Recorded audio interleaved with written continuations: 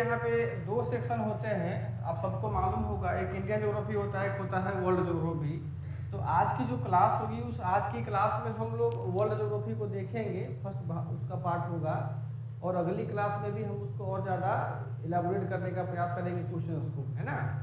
देखिएगा कि world geography में जितने भी कॉन्टिनेंट हैं, जितने भी ओशंस हैं, या जितने भी उनसे संबंधित घटनाएं हैं या यूनिवर्स है, उन्हीं से क्वेश्चन पूछा जाता है ना। और उन सारे में से एक सबसे सामान्य बात है कि बेसिक क्वेश्चन पूछा जाता है बहुत ज़्यादा। बेसिक का मतलब ये हुआ कि आपका जो आधारभूत समझ होता है, बीपीएससी या यूपीएससी दोनों उसी पर प्रश्न पूछता है ना। तो आज के जितने क्वेश्चन आपको मिला है वो मेरा नहीं, वो यूपीएससी का PYQ है। तो उसमें देखिएगा कि अगर आपके पास क्वेश्चन कोई कॉन्सेप्ट, सारा क्वेश्चन कॉन्सेप्ट का ही है, अगर आपके पास समझ अच्छा है तो आप उसको बहुत अच्छे तरीके से बना सकते हैं, है ना। तो उसी क्वेश्चंस को हम लोग आज देखते हैं, उनमें से, है ना। देखिएगा कि आपके पास जो पहला प्रश्न है, सबको आवाज मिली जा रही है ऑनलाइन वाले बच्चे? आप मैसेज या माइक ऑन करके बात कुछ भी कर सकते हैं जिसमें भी आप कंफर्टेबल हो, है ना। आपके एप्लीकेशन पर मैसेज का भी ऑप्शन दिया हुआ है, माइक का भी ऑप्शन दिया हुआ है, आप बात कर लीजिएगा अगर दिक्कत आपको हो तो किसी प्रकार का।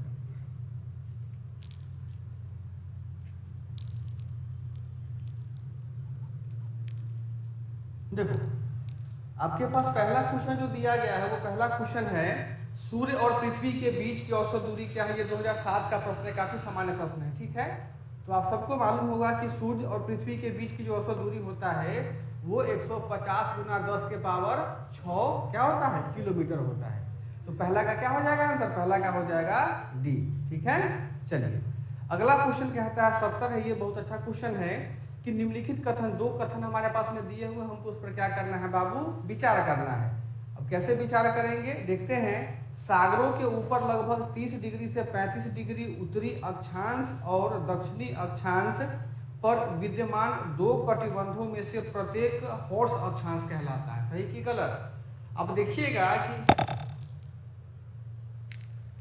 वॉइस में इको हो रहा है कि और सारे बच्चे माइक ऑन किए होंगे इसलिए इको हो रहा है, अदरवाइज यहाँ से तो कोई दिक्कत नहीं होनी चाहिए आप लोगों को।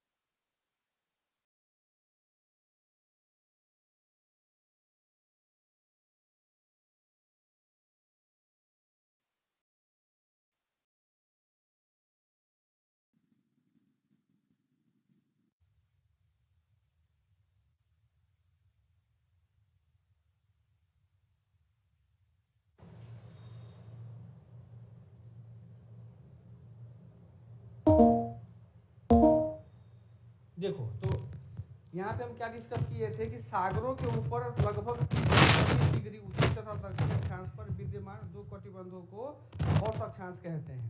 इसको समझिए क्या होता है।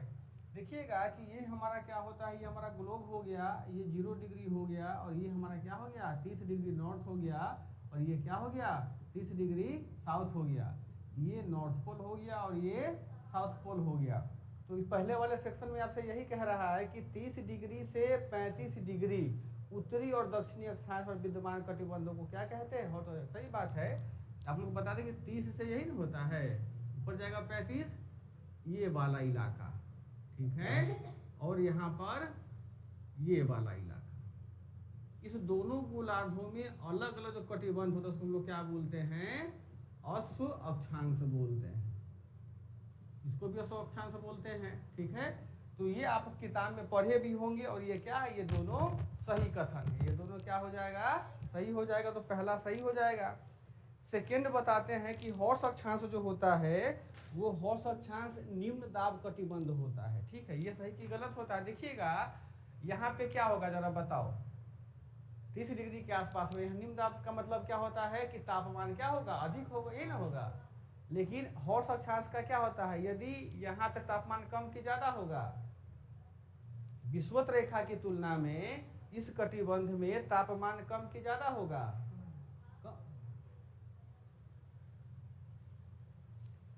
कम कैसे होगा, यहाँ संवहनीय धारा ना बहती है ना। ठीक है, देखो समझो ध्यान से, यहाँ पे क्या होगा, जैसे विषुवत रेखा की तुलना में यहाँ पर तापमान जाहिर सी बात है कि कम होगा, परंतु संवहनीय धारा की तुलना में बाकी उपोष्ण कटिबंधीय क्षेत्र से यहाँ पर तापमान अपेक्षाकृत क्या होगा, अधिक होगा।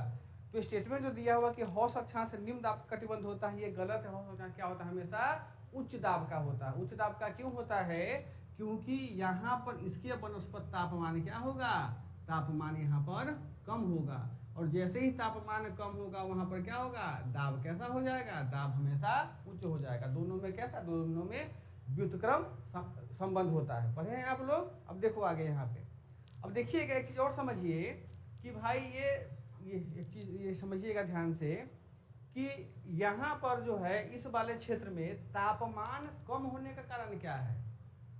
तापमान हमने आपको ये भी बताया है कि यहाँ संवहनीय धाराएं बहती है ना, गर्म होना चाहिए था, लेकिन यहाँ तापमान कम क्यों होता है, बड़ा महत्वपूर्ण प्रश्न है। इसका सीधा कारण कि अस्वक्षांश पर जो है ना, पृथ्वी के घूर्णन गति के कारण, ये काफी महत्वपूर्ण पॉइंट है। क्या है, पृथ्वी के घूर्णन गति के कारण 30 से 35 डिग्री उत्तरी अक्षांश और 30 से 35 डिग्री दक्षिण अक्षांश में तापमान क्या होता है, वनस्पत कम होता है, और यहाँ का मौसम कैसा हो जाएगा, शांत हो जाएगा। अब देखिएगा कि ग्लोब है, यहाँ पे ग्लोब हमारी पृथ्वी कैसे घूमती है, पश्चिम से पूर्व की ओर घूमती है। तो जैसे ही पृथ्वी पश्चिम से पूर्व की ओर घूमेगी तो हवा कैसे चलेगा, समुद्री हवा पूर्व से पश्चिम की ओर चलेगा, यानी यहाँ पे व्युत्क्रमित क्रिया होती है, जिस कारण से भी क्या होता है, यहाँ तापमान कम होता है और तापमान हमेशा उच्च रहता है, और यहाँ पर मौसम क्या रहता है, शांत रहता है। तो प्राचीन काल में जब व्यापारी यहाँ पर व्यापार क्या करते थे घोड़ों का, तो घोड़ा का भार तो अधिक था ना जहाज का, तो जहाज आगे बढ़ता नहीं था, तो कुछ घोड़ा को क्या करता था, बोलता था जाओ नीचे चल जाओ यार, व्हेल मछली खाऊ लेगा, पेट भर जाएगा उसका।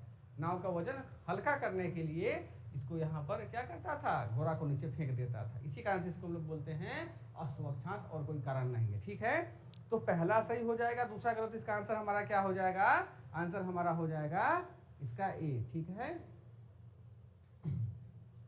देखिए आप लोग जो ऑनलाइन वाले बच्चे जुड़े हैं ना, तो एप्लीकेशन जब खोलिएगा तो आपके पास में ये दो आइकन देगा। ठीक है, एक रहेगा ऐसे माइक्रोफोन का और एक रहेगा लिसन ओनली का। तो माइक्रोफोन पे आप लोगों को टच करना है। अगर इस पे टच कीजिएगा तो आपकी बात हम भी सुन पाएंगे और हमारी बात आप भी अच्छे से सुन पाइएगा। आप में से बहुत सारे बच्चे ना इसको लिसन ओनली को टच किए हुए हैं, तो आप लोग बाहर चले जाइए और फिर वापस इन कीजिएगा तो माइक्रोफोन को टच कीजिए। लिखा रहता है माइक्रोफोन, यहाँ पर लिखा रहता है लिसन ओनली, है ना, इसको टच करना है, इसको भूल जाइए, इसको टच करना है ना। देखो ये दूसरा क्वेश्चन समझ में आ गया। तीसरा में हम लोग आते हैं, देखिए निम्नलिखित कथन पर हमको क्या करना है, विचार करना है। अटलांटिक महासागर की तुलना में प्रशांत महासागर में तापमान का वार्षिक परिसर अधिक होता है, सही कि गलत। अच्छा, सेकंड में आ जाओ, दक्षिणी गोलार्ध की तुलना में उत्तरी गोलार्ध में तापमान का वार्षिक परिसर अधिक होता है, सही कि गलत।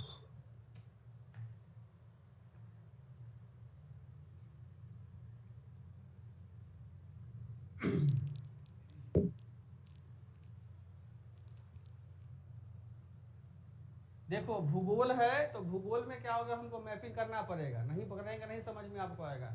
हो सकता है कि आज हम 20 क्वेश्चन करवा पाए, है ना, ये मतलब लेकर सर 20 क्वेश्चन 2 घंटा में करवाए हैं, है ना। काम होता है कि क्वेश्चन को समझ लेना। अगर हम मैप नहीं बनाएंगे तो सीधे हम आंसर मिलवा देंगे, तो आंसर तो घर पे भी मिला सकते हैं आप लोग आंसर से, है ना। समझिएगा यहाँ पे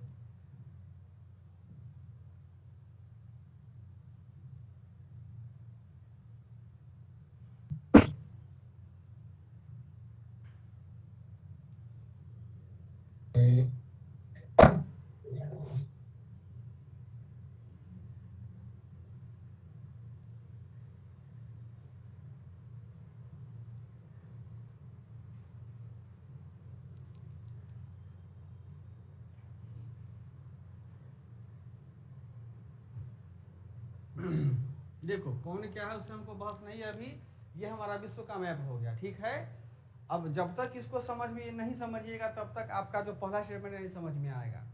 आपका पहला स्टेटमेंट दिया हुआ है कि अटलांटिक महासागर की तुलना में प्रशांत महासागर में तापमान का वार्षिक परिसर अधिक होता है। वार्षिक परिसर का क्या मतलब होता है कि एक वर्ष में दोनों में से कौन सा समुद्र का तापमान क्या होता है, अधिक रहता होगा, इसे में बोलते हैं, और कहाँ कम होता होगा, इसके अंतर को परिसर बोलते हैं। अब देखो ये जो यहाँ पर पानी है ये क्या हो जाएगा, पैसिफिक ओशियन। यहाँ पर भी पानी है, यहाँ पे देखिएगा जापान से लेकर के यहाँ पूरा का पूरा ये कौन सा हो जाएगा, पैसिफिक ओशियन। ये कौन सा इलाका, हम ये इंडिया वाला क्या हो जाएगा, मेडागास्कर के बाद से ये इंडियन ओशियन हो जाएगा, कोई दिक्कत। ये वाला हिस्सा क्या हो जाएगा, जो इस आकार का है, पढ़े होंगे आप लोग कि अटलांटिक महासागर का क्या सा आकार है, इस आकार का है, ये क्या हो जाएगा, ये हो जाएगा अटलांटिक ओशियन। ठीक है, चलो अब एक चीज समझो, जो पहला स्टेटमेंट कह रहा है हमारे पास में कि अटलांटिक महासागर की तुलना में हमारे पास में क्या है कि प्रशांत महासागर का ताप का वार्षिक परिसर अधिक होता है। अब देखो ये अटलांटिक महासागर है, अब पढ़े होंगे कि प्रशांत महासागर, नहीं नींद पूरा हुआ है क्या तुमको, हाफी मार रही हो। हम कल 2 बजे सोए हैं, 6 बजे उठे हैं, दिन में सोते नहीं हैं। हम इतना मेहनत करते हैं, बुढ़ा गए हैं, तो अब तुम तो युवा हो, अभी तो जगना चाहिए ना तुम लोगों को। ये पैसिफिक ओशियन क्या होता है, सबसे बड़ा है, उसके बाद कौन सा आता है, अटलांटिक ओशियन आता है। अब समझो ध्यान से, मान लो कि ये हमारा क्या हो गया बाबू, पैसिफिक ओशियन हो गया, ठीक है, और ये अटलांटिक ओशियन छोटका सा है ना। यहाँ पर देखिए, यहाँ पर सूर्य देवता है, ठीक है, यहाँ पर भी प्रकाश मार रहा है और यहाँ पर भी प्रकाश मार रहा है, कोई दिक्कत। अब देखो प्रकाश मार रहा है तो इसकी गहराई क्या है, प्रशांत महासागर की अधिक है, इसकी गहराई क्या है, कम है, इसकी गहराई अधिक है। अब जरा बताओ तो कि सूर्य का प्रकाश पड़ रहा है अटलांटिक महासागर में, इसका प्रकाश पड़ रहा है प्रशांत महासागर में, इसकी गहराई अधिक है, तो सबसे ज्यादा गर्म कौन होगा, दिमाग लगा, कुछ नहीं करना है, प्रशांत महासागर। इसे समझिए, आप लोग पढ़े होइएगा, ऊर्जा जो होता है, ऊर्जा का बहुत ज्यादा प्रसार होता है उसके कणों के आधार पर। तो प्रशांत महासागर तो बहुत बड़ा है ना। अब देखो जितना इसका दायरा होता है ना, यह एनर्जी कंज्यूम करेगा, तो ये क्या है, कितना ज्यादा गहरा, इतना ज्यादा विशाल है कि सूर्य का प्रकाश फैल जाता है। जैसे इस कमरे को यदि हम पूरा रूम को लॉक कर दे तो यहाँ तापमान क्या हो जाएगा, बढ़ जाएगा, और यदि खिड़की को खोले तापमान क्या हो जाएगा, कम हो जाएगा। क्यों, क्योंकि तापमान का ऊर्ध्वाधर प्रवाह बाहर हो जाता है। आई बात समझ में। तो यहाँ पर देखिए, ये प्रशांत महासागर जो है, यहाँ पर पानी प्रकाश पड़ा, इसका ये बहुत ज्यादा क्या है, विशाल है, बहुत ज्यादा क्या है, विशाल है। तो विशाल होने के कारण यहाँ पर जो तापमान होगा वह तापमान का क्या होगा, तापमान का प्रसार होगा। क्या होगा, तापमान का प्रसार होगा। लेकिन अटलांटिक महासागर क्या है कि छोटा सा है, संकुचित है, ये ज्यादा गहरा भी नहीं है, और सूर्य का इसका आकार भी थोड़ा सा टेढ़ा मेढ़ा है। यहाँ देखिए प्रवाल भित्ति भी तुमको मिलेगा, खूब लंबा चौड़ा सब है ना। तो ये सब मिलने के कारण यह होता है कि अब जो यहाँ सूर्य का प्रकाश आया, प्रवाल भित्ति इसको क्या किया, पकड़ के जांच के, उसको तो जांच के रख देना, हिंदी देहाती भाषा में बोलते हैं वो। अब दिमाग लगाओ, अब दोनों में क्या होगा कि दोनों में इसका ऊर्जा तो थोड़ा ही क्षेत्र में है, गहराई कम है, तो ऊर्जा इसी में घुलघुलाते रह रहा है। इस घर को समझ लो, पूरा खिड़की बंद है। तो अब हमको बताओ कि अब दोनों में क्या हो जाएगा। इसका खिड़की खुला हुआ है, वेंटिलेटर है ना, इसमें काफी बड़ा है, ध्यान रखिएगा, इसका तापमान क्या हो जाएगा, इसका तापमान जो होगा वो कम होगा, और अटलांटिक महासागर तापमान क्या हो जाएगा, अधिक हो जाएगा, है ना। ये मत समझना कि बहुत विशाल है तो क्या हो जाएगा, वो ज्यादा तापमान होगा, नहीं, वो कम तापमान होगा। देखियो ना, छोटकी नदी ज्यादा गर्म होता है, बड़ा विशाल नदी क्या होता है, ये पोखर ठंडा रहता है, कॉमन सी बात है। तो भैंसी कहाँ जाता है नहाने के लिए, देखिएगा गांव देहात में, हंसने वाली बात नहीं है, लॉजिक वाली बात है वो। देखिएगा, अगर 2 तालाब है, छोटा मतलब छोटा तालाब, एक बड़ा तालाब है, तो भैंसी को बुद्धि आपसे ज्यादा कि भैंसी जाएगा बड़े तालाब में, छोटा में कभी नहीं जाता है। इसका मतलब आपके बुद्धि से बुद्धिमान कौन हो गया, हमारे भैंस, है ना। ठीक है, तो पहला स्टेटमेंट कहता है कि अटलांटिक महासागर की तुलना में प्रशांत महासागर में तापमान का वार्षिक परिसर अधिक होता है। ये गलत है। प्रशांत महासागर का वार्षिक तापांतर क्या होता है, कम होता है, अटलांटिक महासागर का अधिक होता है। अब ये वार्षिक परिसर को समझो क्या होता है। जैसे देखो ये नापा जाता है कि जनवरी 2023 से लेकर के दिसंबर 2023 तक, है ना, ये कितना डिग्री सेंटीग्रेड तापमान प्राप्त किया। कैसे पता करते हैं? दिन माइनस रात करके, या रात माइनस दिन का। ये जो होता है कि दिन का तापमान 16 डिग्री सेंटीग्रेड होगा, रात का 4 होगा, तो घटा देंगे उसको, 8 डिग्री मान के आया, 8 को गुना कर देंगे 12 में, कितना हो गया? 16 डिग्री। ठीक है, अब अटलांटिक का भी ऐसे ही निकालेंगे, तो इसका हमेशा क्या होगा? 16 से अधिक ही होगा। ध्यान रखिएगा, क्षेत्रफल में भले ही छोटका हो, लेकिन इसका तापांतर क्या होता है? प्रशांत से अधिक होता है। तो पहला कथन सही कि गलत? गलत हो जाएगा। फिर सेकंड में आ जाओ। दक्षिणी गोलार्ध की तुलना में उत्तरी गोलार्ध में तापमान का वार्षिक परिसर अधिक होता है। दक्षिणी उत्तरी गोलार्ध में, बात तो सही कह रहा है कि देखो कि दक्षिणी गोलार्ध में क्या है? खाली पानी पानी ना है जी। तो पानी देर से गर्म होता है और देर से ठंडा होता है, तो तापमान में ज्यादा अंतर तो नहीं पड़ेगा। उत्तरी गोलार्ध में क्या है? एक यहाँ महाद्वीप होगा, यहाँ कोई तुमको द्वीप मिल जाएगा, तो यहाँ स्थल की संख्या अधिक है, तो जमीन में देखती हो ना कि जल्दी गर्म, और यही कारण होता है कि सेकेंड में क्या हो जाएगा? हमारा सही हो जाएगा। कोई कंफ्यूजन नहीं ना? जहां फंसिएगा दिक्कत होगा पूछिएगा हमसे, ठीक है? थोड़ा सा भी क्या चीज? हाँ,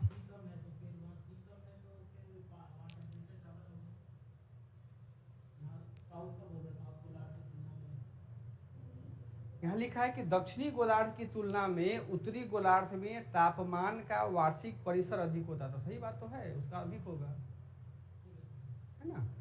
72 इसका हो जाएगा, 71 का हो जाएगा बी। ठीक है, 72 में आ जाइए। निम्नलिखित कथन पर हमको विचार करना है।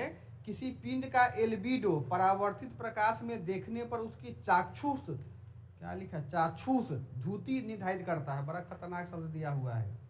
फिर कहता है कि बुध का एल्बिडो पृथ्वी के एल्बिडो से बहुत अधिक है। एल्बिडो समझ में आता है आप लोगों को? वो वाले सब नहीं पढ़ाए हैं एल्बिडो?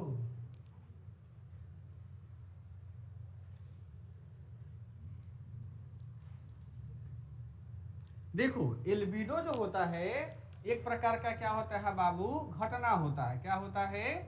एक प्रकार का क्या होता है? घटना होता है। घटना क्या होता है कि ये हमारा सूर्य देवता हो गए। क्या हो गए? सूर्य देवता हो गए। प्रकाश फेंकेंगे कि नहीं फेंकेंगे? फेंकेंगे। ये हमारी क्या हो गई? पृथ्वी हो गई।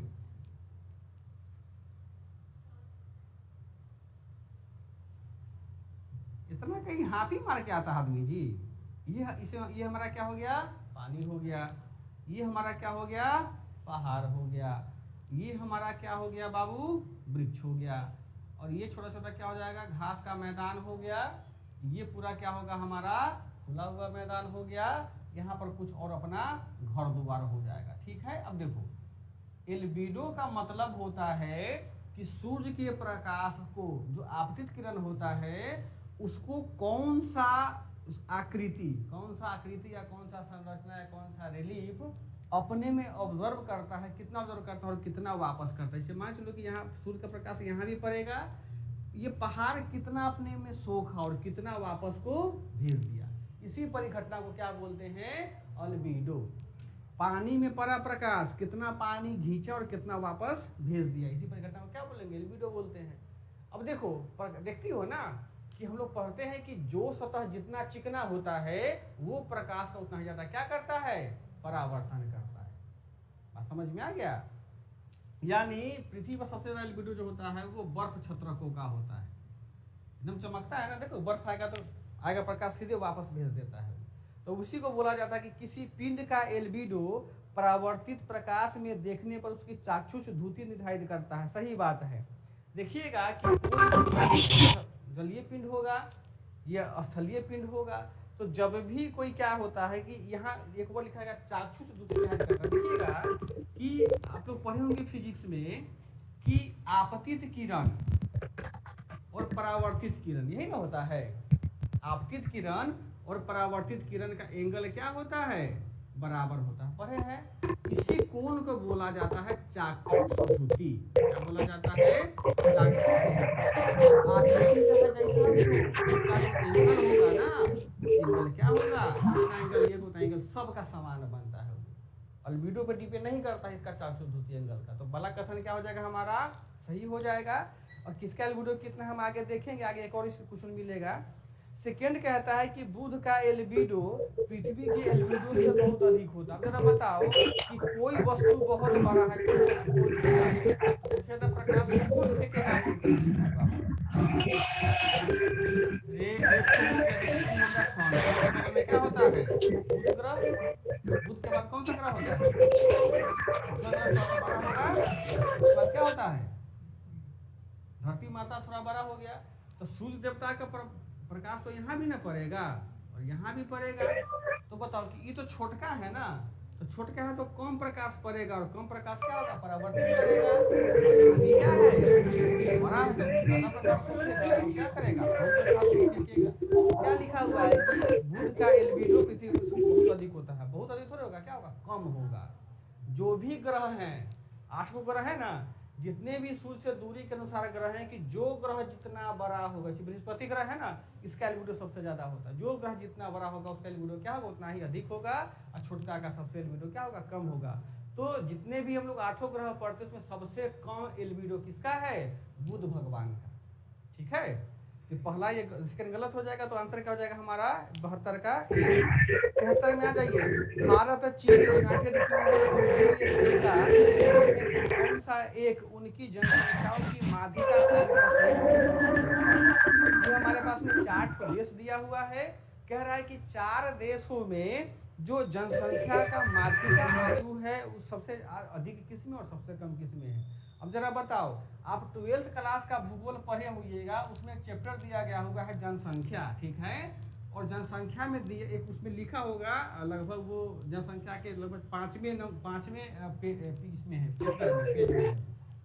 जो माध्यम आयु होता है, माध्यम आयु माध्यम बोलते हैं, माध्यम आयु इसी को बोलते हैं माध्यिका आयु।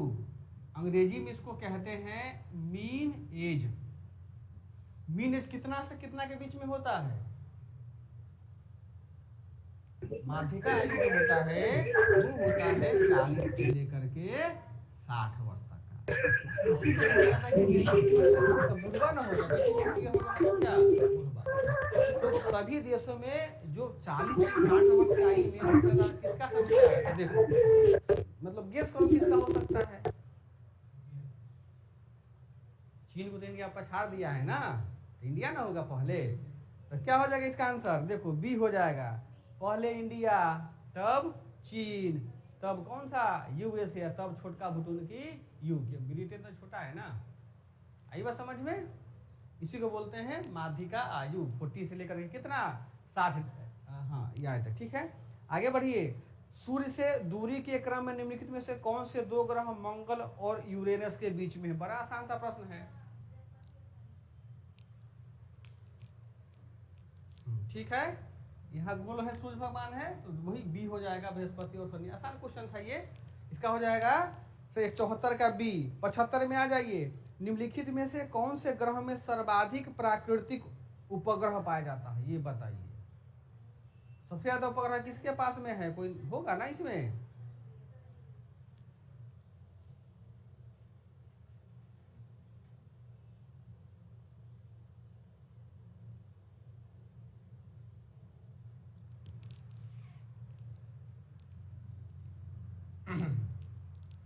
आप लोग बताइए बाबू, किसका सबसे ज्यादा उपग्रह होगा, कितना, तो बताओ। तुमको तो याद नहीं होगा, सुन करके बोली हो तो समझ रहे हैं ना। देखिए ये आपके पास में ये ऑप्शन दिया 2009 का क्वेश्चन है ना। देखिएगा कि जब ये क्वेश्चन पूछा गया था ना, उस समय में इसका आंसर होता बृहस्पति, है ना। लेकिन अभी वर्तमान में 5 फरवरी 2024 को नासा ने क्या किया, रिपोर्ट प्रकाशित किया। उस रिपोर्ट में कहा गया है कि अब बृहस्पति से ज्यादा चंद्रमा किसके पास हो गया, मतलब उपग्रह किसके पास में हो गया, शनिचर के पास में। कितना, 146। अब बृहस्पति के पास में अभी भी कितना बचा हुआ है, मात्र 95 ही बचा हुआ है। ठीक है, तो ध्यान रखिएगा, अभी के हिसाब से बृहस्पति देवता के पास में कितना उपग्रह, 95। और शनि देवता के ऊपर में कितना उपग्रह? 146। आंसर क्या हो जाएगा हमारा, है ना। यानी शनि जी क्या कर रहे हैं, शनि जी का ग्रोथ हो रहा है ना। शनिचर ग्रह सबको इतना चेला पकड़ लेता है ना, सबको शनिचर ग्रह पकड़ लेता है। ठीक है, इसका आंसर क्या हो जाएगा बाबू, इसका आंसर हो जाएगा सी, शनि। 76 में आ जाओ। पृथ्वी ग्रह की संरचना में प्रवार के नीचे कोर निम्नलिखित से, बहुत आसान प्रश्न है। जो हमारा कोर मेंटल कोर होता है ना, ये वाला सिस्टम पढ़े होंगे। ये इसमें क्या होता है, लोहा होता है, चांदी होता है, क्या होता है, लोहा होता है ना। फेरस होता है, तो इसका आंसर क्या हो जाएगा बाबू, लोहा हो जाएगा। कोई दिक्कत? हाँ, फिर आगे बढ़ते हैं हम लोग। आगे देखिए 77 क्वेश्चन है। निम्नलिखित कथन पर विचार करना है, विचार कीजिए कि पृथ्वी ग्रह पर उपयोग के लिए उपलब्ध अलवन जल मतलब मीठा पानी कुल प्राप्त जल की मात्रा के लगभग 1% से भी कम है। सही कि गलत? सही बात है। गलत है? सही है। हाँ, मतलब पानी पीने वाला क्या है, 1% से भी क्या मेरे पास में बहुत कम है। सेकेंड कहता है कि पृथ्वी पर पाए जाने वाले कुल अलवन जल 95% ध्रुवीय बर्फ छत्रक एवं हिमनदों में आबद्ध है। अब देखो ध्यान से, ये हमारे पास में क्या हो गया बाबू, ये हमारा जल का पाई चार्ट हो गया। आई बात समझ में? जल के पाई चार्ट में जो यह केंद्र हो गया, और देखिएगा कि किसी किसी किताब में लिखा हुआ है केवल 3% मीठा पानी है, और बाकी जो 97% क्या है, वो लवणीय जल है।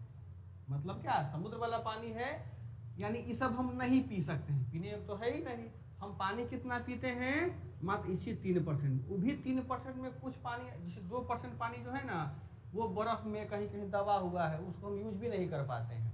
केवल जो 1% पानी हमारे पास में है, 1%, इसी 1% मीठा पानी में हम भी पीते हैं। अफ्रीका का लोग भी पीता है और रसिया का लोग भी पीता है।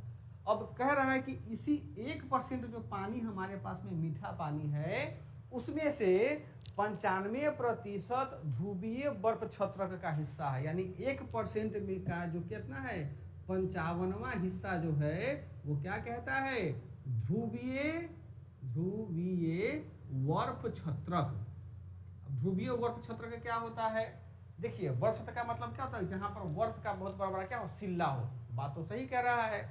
यानी ये इंडिकेट करता है हमारा किसको, अंटार्कटिका को, वही ना है जहां पर पूरा पूरा बर्फ जमा हुआ है। बात तो यहां तक ये सही है, परंतु यह जो आंकड़ा दिया हुआ है, ये आंकड़ा गलत है। 95% नहीं है, ये है 65.7%। ध्यान रखिएगा। यानी हमारे अलवन जल का 65.7% पानी कहाँ पर स्टोर है बाबू, तो अंटार्कटिका में। और दूसरा है ग्रीनलैंड, एक द्वीप पढ़े होइएगा आप लोग, है ना, बीपीएससी पूछा भी इसके विषय में। यही 2 जगह है। और बाकी का कितना बचा, बाकी का 35% बचा ना, तो 35% में से 30% जो है, यानी इसी का एक हिस्सा वो क्या है, वो भूमिगत है। जहाँ हम चापाकल हलाते हैं ना, ये भूमिगत हो गया हमारा। और बाकी का जो हिस्सा वो जलवाष्प में पाया जाता है ना, धूल कण में पाया जाता है। आई बात समझ में? तो पहला सही हो जाएगा, दूसरा क्या हो जाएगा हमारा, गलत हो जाएगा। तो आंसर क्या हो जाएगा हमारा, आंसर हो जाएगा हमारा ए, यानी 77 का ए। ऑनलाइन वाले समझ में आ रहा होगा आप लोगों को, है ना। चलिए, वेरी गुड। अब 78 में बताइए, 78 में बहुत टफ क्वेश्चन है ना।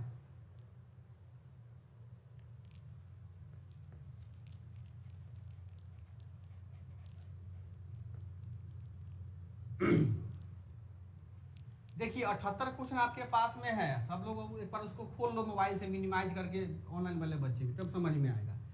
हमारे पास में क्या है बाबू, एक टेबल चार्ट दिया गया हुआ है। क्या दिया गया हुआ है बाबू, टेबल चार्ट दिया गया हुआ है। और इस टेबल चार्ट में पहला कथन कहता है कि एक भौगोलिक क्षेत्र की जिसकी ऊंचाई 400 मीटर है, निम्नलिखित विशेषताएं।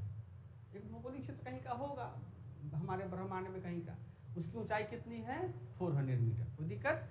अब कहता है, एक चार्ट दिया है कि माह जनवरी, फरवरी, मार्च, अप्रैल, मई, जून से दिसंबर तक दिया हुआ है।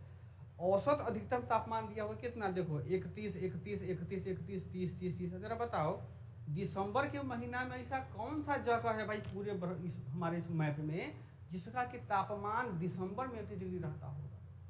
दिमाग लगाओ, ये अगर पकड़ लिए आंसर बन जाएगा आपका।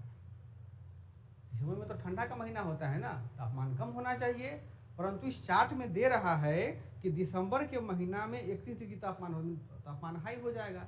तो इस पूरे देखो, ये हमारा विषुवत रेखा हो गया, ये क्या हो जाएगा कर्क रेखा, ये क्या हो जाएगा मकर रेखा। अब जरा बताओ इस तीनों में से कहां पर खूब गर्मी पड़ता है ज्यादा, पढ़े है ना, सबसे ज्यादा गर्मी कहाँ होता है उष्णकटिबंध में, यानी ये इंडिकेट कर रहा है कहाँ का उष्णकटिबंधीय क्षेत्र का। ठीक है, ये हमको पता चल गया। अब सेकेंड कह रहा है कि औसत न्यूनतम तापमान, न्यूनतम भी इतना ही कर दिया, यानी अधिकतम कितना होगा 31 और न्यूनतम कितना होगा 20 के आसपास में, यानी देखिए ज्यादा फ्लक्चुएशन नहीं हो रहा, मतलब उष्णकटिबंध हमको फिक्स हो गया। अब तीसरा कह रहा है कि वर्षा, वर्षा देख रही हो 51, 85, 188, 158, हमारे बिहार में 85 सेंटीमीटर वर्षा मिलीमीटर वर्षा होता है, देखिए कितना पानी लग जाता है। सोचिए तो कितना अधिक वर्षा होता होगा। एक तापमान दिया है कि कितना 100, अधिकांश दिया है अधिकतम 221, 221 मतलब समझ कितना अधिक वर्षा होता है। बताओ कि वर्षा अधिक कहाँ होगा, विषुवत रेखा पे पढ़ते हैं ना कि विषुवत रेखा हमारा एक ऐसा क्षेत्र होता है जहां पर अधिक तापमान के साथ साथ अत्यधिक क्या होती है वर्षा होती है। तो उस क्षेत्र को हम लोग क्या बोलते हैं उष्णकटिबंधीय वर्षा वन। वहां जो जंगल मिलेगा वो जंगल कैसा होगा, हाँ बहुत घना होगा। इसका आंसर क्या हो जाएगा, कितना आसान क्वेश्चन है ना। ठीक है, 69 में आ जाओ। हाल ही में एक नई प्रकार की एलिनीनो, जिसका नाम करंट अफेयर का था एलिनीनो, नाम एलिनीनो मोडोकी है, समाचारों में थी। इस प्रसंग में निम्नलिखित कथन पर क्या करना है, हमको विचार करना है। पहला कहता है कि सामान्य एलिनीनो मध्य प्रशांत महासागर में बनती है, जबकि एलिनीनो मोडोकी पूर्वी महासागर में बनती है। देखो एलिनीनो क्या होता है, घटना होता है ना, पढ़े होंगे आप लोग। एलिनो जब भी होता है उस परिघटना से हमारे यहाँ क्या आता है, बाढ़ आता है, सूखा आता है, भूकंप भी आता है, ज्वालामुखी भी फटता है, बहुत तरह की घटनाएं होती हैं। अब घटना क्या है तो आप लोग सर पढ़ाए होंगे जहाँ पढ़े होंगे, बस ये समझ कि एलिनो क्या होता है, एक मौसम को व्युत्क्रमित करने वाली परिस्थिति होती है। तो एलिनो का अधिकांश जन्म होता है प्रशांत महासागर में। ठीक है, ये हम समझ में आ गया। अब क्या होता है कि प्रशांत महासागर तो बहुत विशाल है, इधर भी उधर भी है। तो जहाँ जहाँ प्रशांत महासागर में जिस क्षेत्र में एलिनो जन्म लेता है उस हिसाब से उसको पूर्वी पश्चिमी दक्षिणी या मध्य बोल देते हैं। तो दिक्कत यहाँ पे वो बोला जाता है कहाँ से, वो बोला जाता है प्राइम मेरिडियन से ही ना है, लंदन वाला इसने खींचा गया हुआ है बीचों बीच में। ये मध्य का हो गया, उधर का क्या हो जाएगा, उधर का पूरब हो जाएगा, ये पश्चिम हो जाएगा। अब देखो अब कहता है कि सामान्य एलिनो मध्य प्रशांत महासागर में, यानी जो सामान्य एलिनो जो होता है ना, मध्य का मतलब क्या बोल रहा है, यहाँ बनता होगा इसी बीच के आसपास में कहीं पर। ये गलत है। जब भी सामान्य एलिनो बनता है वो बनता है दक्षिण पूर्व में। कहाँ बनेगा, दक्षिण पूर्व। दक्षिण पूर्व कहाँ हो गया, तो ये वाला हिस्सा हमारा ऑस्ट्रेलिया का जो हिस्सा है ना, जब भी होगा तो इस वाले हिस्सा में ये एलिनो बनेगा। एक सामान्य परिपाटी है, तो पहला स्टेटमेंट क्या हो जाएगा हमारा, गलत हो जाएगा। यानी यह स्टेटमेंट होता क्या होता है कि सामान्य एलिनो दक्षिण पूर्व प्रशांत महासागर में बनता है, तब ये सही होता। फिर से इसी में सेकंड में आओ, जबकि एलिनो मोडोकी पूर्वी प्रशांत महासागर में बनती है। ये जब 2009 में एलिनो मौसम देखिएगा 2009 का, अगर आपको याद होगा बड़ा समय सूखा पड़ा था हमारे इंडिया में, बहुत मतलब हरियाणा तो पूरा सूखा ही गया हुआ था।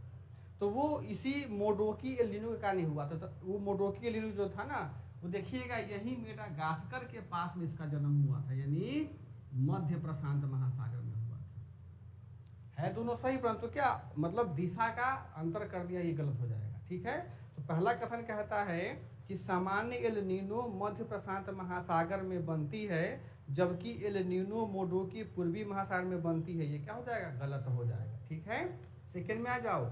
सामान्य एलिनो के परिणाम स्वरूप अटलांटिक महासागर में हरासमान प्रभंजन पैदा होता है, परंतु एलिनो मोडोकी के परिणाम स्वरूप ज्यादा संख्या में और ज्यादा आवृत्ति के प्रभंजन पैदा होता है। प्रभंजन का मतलब क्या होता है, डिस्टर्बेंस, मतलब खूब तेज आंधी चलेगा, खूब तेज वर्षा होगा। ये सही कथन है। एलिनो जब भी होता है क्या करेगा, आंधी तूफान तो लाता ही है ना। ठीक है, तो इसका आंसर क्या हो जाएगा हमारा, इसका आंसर हो जाएगा हमारा ये 2 का बी।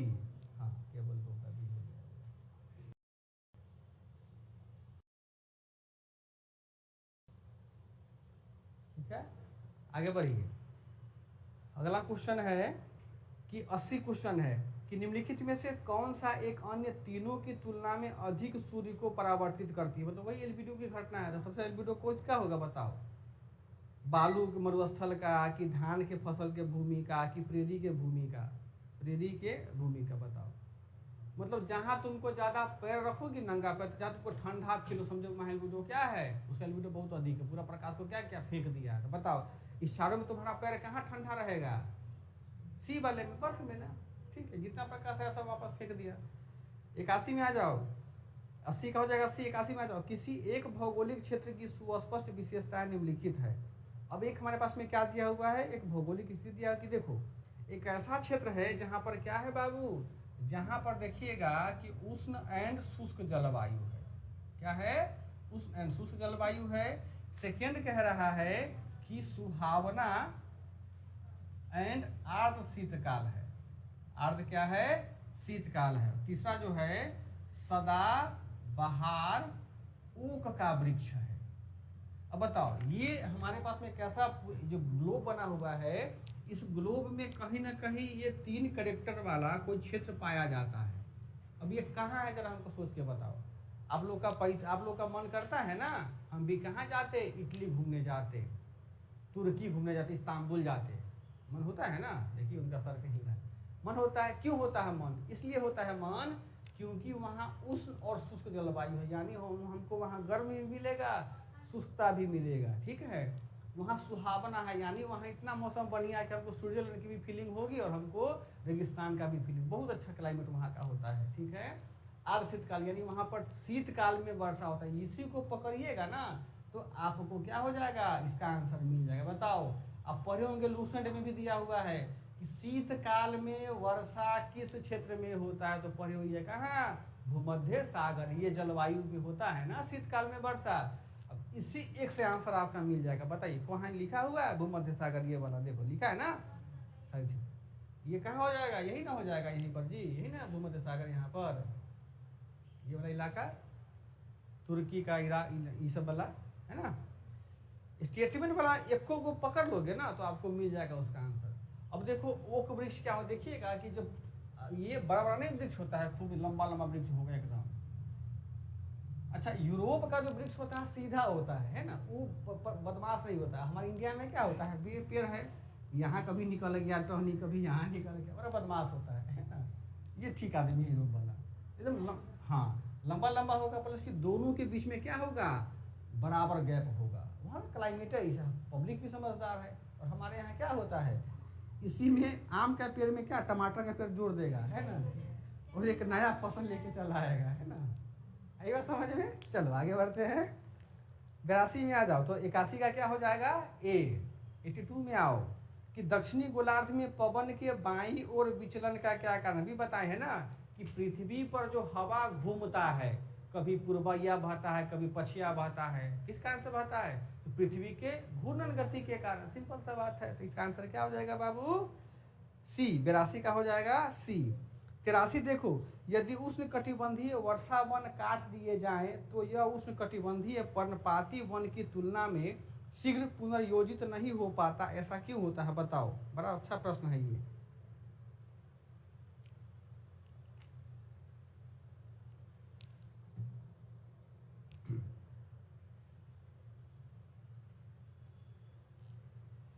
देखो 2 प्रकार का वन दिया गया हुआ है, ठीक है, इसको समझ लीजिए आप लोग ध्यान तरीके से, है ना। फिर हम लोग इसको क्या करेंगे, बात करेंगे इस पर। देखो एक दिया हुआ है, कौन सा वन दिया हुआ है, उष्ण कटिबंधीय कौन सा वन, वर्षा वन।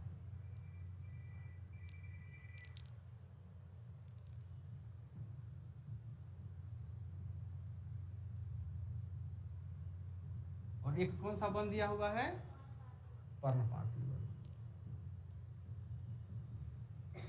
ये समझ में आ गया।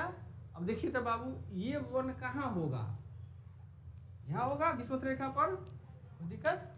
हमको ये समझ में आया कि यहाँ यह वन कहाँ होगा, ये वन होगा विषुवत रेखा पर। अब पर्णपाती वन कहाँ पाया जाता है, यानी जो साल में एक बार अपना पत्ता गिराता है वो पाया जाता है कर्क रेखा और मकर रेखा दोनों गोलार्धों, बीच में नहीं, दोनों गोलार्धों में पाया जाता है है ना, यानी इस बारे में ये कर्क रेखा हुआ ना, तो ये 25 से लेकर के 35 तक वाले क्षेत्र में पाया जाता है, यहाँ पर भी और यहाँ पर भी। ठीक है, चलो अब देखो, अब ये कह रहा है क्वेश्चन कि यदि किसी कारणवश से हम जो विषुवत रेखा पर जो वर्षा बन है ना उसको हम काट दें और इसको भी हम काट दें, खत्म कर दे दोनों वन को, और यदि एक साथ हम विषुवत रेखा पर भी पेड़ लगाएं और यहाँ भी पेड़ लगाए, तो कह रहा है कि विषुवत रेखा का पेड़ नहीं जल्दी उगेगा, जमेगा नहीं, लेकिन ये पेड़ जल्दी जम जाएगा। कौन सा पेड़?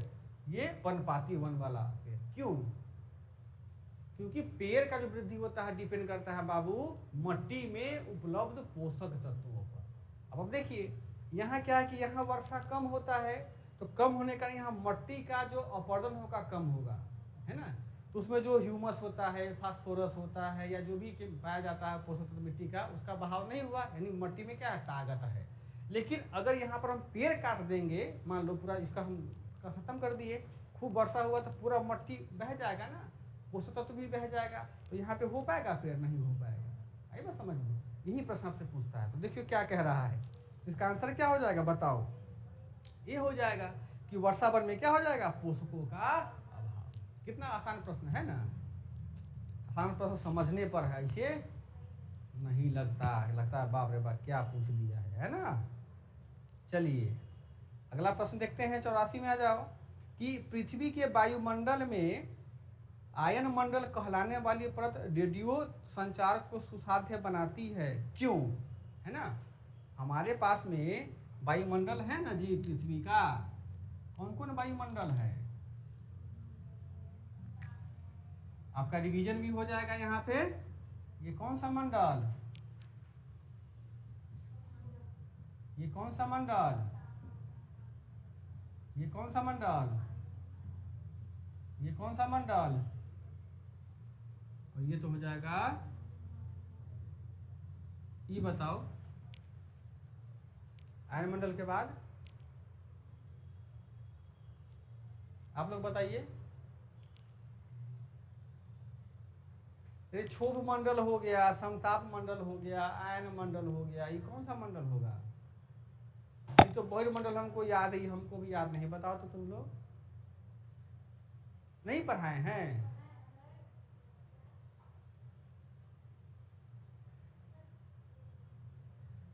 ये तो शर्म है, तो शर्म वाला बात है जी। आप लोग बताओ कि छठा क्लास के जो हमारा पर्यावरण है उसमें वायुमंडल परत याद नहीं है, बताओ तो दीजिए कौन सा परत होगा? प्रयागराज हैं? खैर देखो जो परतों से फर्क नहीं पड़ता है, देखो नहीं हमको क्या कर, देखिए पहला कहता है कि पृथ्वी के वायुमंडल में आयन मंडल कहलाने वाली परत रेडियो संचार बनती है। देखो ये जो आयन मंडल है ना, कहता है कि यहाँ से क्या होता है, यहाँ से रेडियो संचार क्या होता है, शुरू मतलब चलता है ना, चलता है। जैसे कि वायरलेस हो गया, टीवी हो गया, ये रेडियो सुनते हैं, सही बात है। किस कारण से होता है ये पूछा रहा। तो पहला स्टेटमेंट कह रहा है कि ओजोन की उपस्थिति रेडियो तरंगों को पृथ्वी की ओर परावर्तित करती है। जरा बताओ कि इस आयन मंडल में कह रहा है कि रेडियो तरंगे यहाँ पर इसलिए परावर्तित होती है क्योंकि यहाँ पर क्या पाया जाता है, ओजोन पाया जाता है। सही कि गलत है ना? देखो ओजोन क्या होता है, ओजोन एक प्रकार का लेयर होता है। क्या होता है? लेयर होता है। और पता है कि ओजोन लेयर जो होता है वो क्या करता है कि वो दीर्घ तरंगों को तो क्या करता है, आने देता है, परंतु लघु तरंगों को क्या करता है, अपने आप में परावर्तित करता है। इसी कारण से हमारा पृथ्वी क्या रहता है, थोड़ा सा मेंटेन में रहता है तापमान हमारा यहाँ। तो यहाँ पर जो आयन मंडल में रेडियो तरंगे इसलिए प्रभावित होती हैं क्योंकि आयन मंडल में इलेक्ट्रॉन की उपस्थिति होती है, न कि ओजोन। ओजोन से मतलब हमको नहीं है, ओजोन नहीं परावर्तित करता है तरंगों को। कौन परावर्तित करता है? यहाँ पाए जाने वाला इलेक्ट्रॉन पार्टिकल्स यानी इलेक्ट्रॉन के कण। आई बात समझ में? और दूसरा जो होता है यहाँ पर कुछ आयन के कण भी पाए जाते हैं, है ना, यानी आयन पार्टिकल्स। ये दो कारण ऐसा होता है जिस कारण से आयन मंडल में क्या होता है, रेडियो तरंगे जैसे यहाँ से एंटीना लगा हुआ है ना, यहाँ पे हमारा टावर लगा हुआ है, ठीक है, ये भेजा, वापस क्या करता है, फिर परावर्तित करता है। किसके कारण, इलेक्ट्रॉन के कारण और आयन कण के कारण। तो पहला कथन हमारा गलत हो जाएगा ना, पहला मैं क्या कहता हूँ, ओजोन की उपस्थिति, ये गलत बात है ना। हाँ ठीक है, आगे देखो, आगे सेकंड कहता है कि रेडियो तरंगों की तरंगदैर्घ्य अति दीर्घ होती है। यानी देखिए, ये जो रेडियो वेव्स होता है उसका तरंगदैर्घ्य क्या बताया, अति दीर्घ होता है, ये गलत है। हम अभी बताएं क्या होता है, ये शॉर्ट वेव्स होता है, यानी लघु तरंगे होती है। रेडियो वेव्स क्या होती है बाबू, लघु तरंगे होती है। ठीक है, आया समझ में, चलो बहुत अच्छी बात है।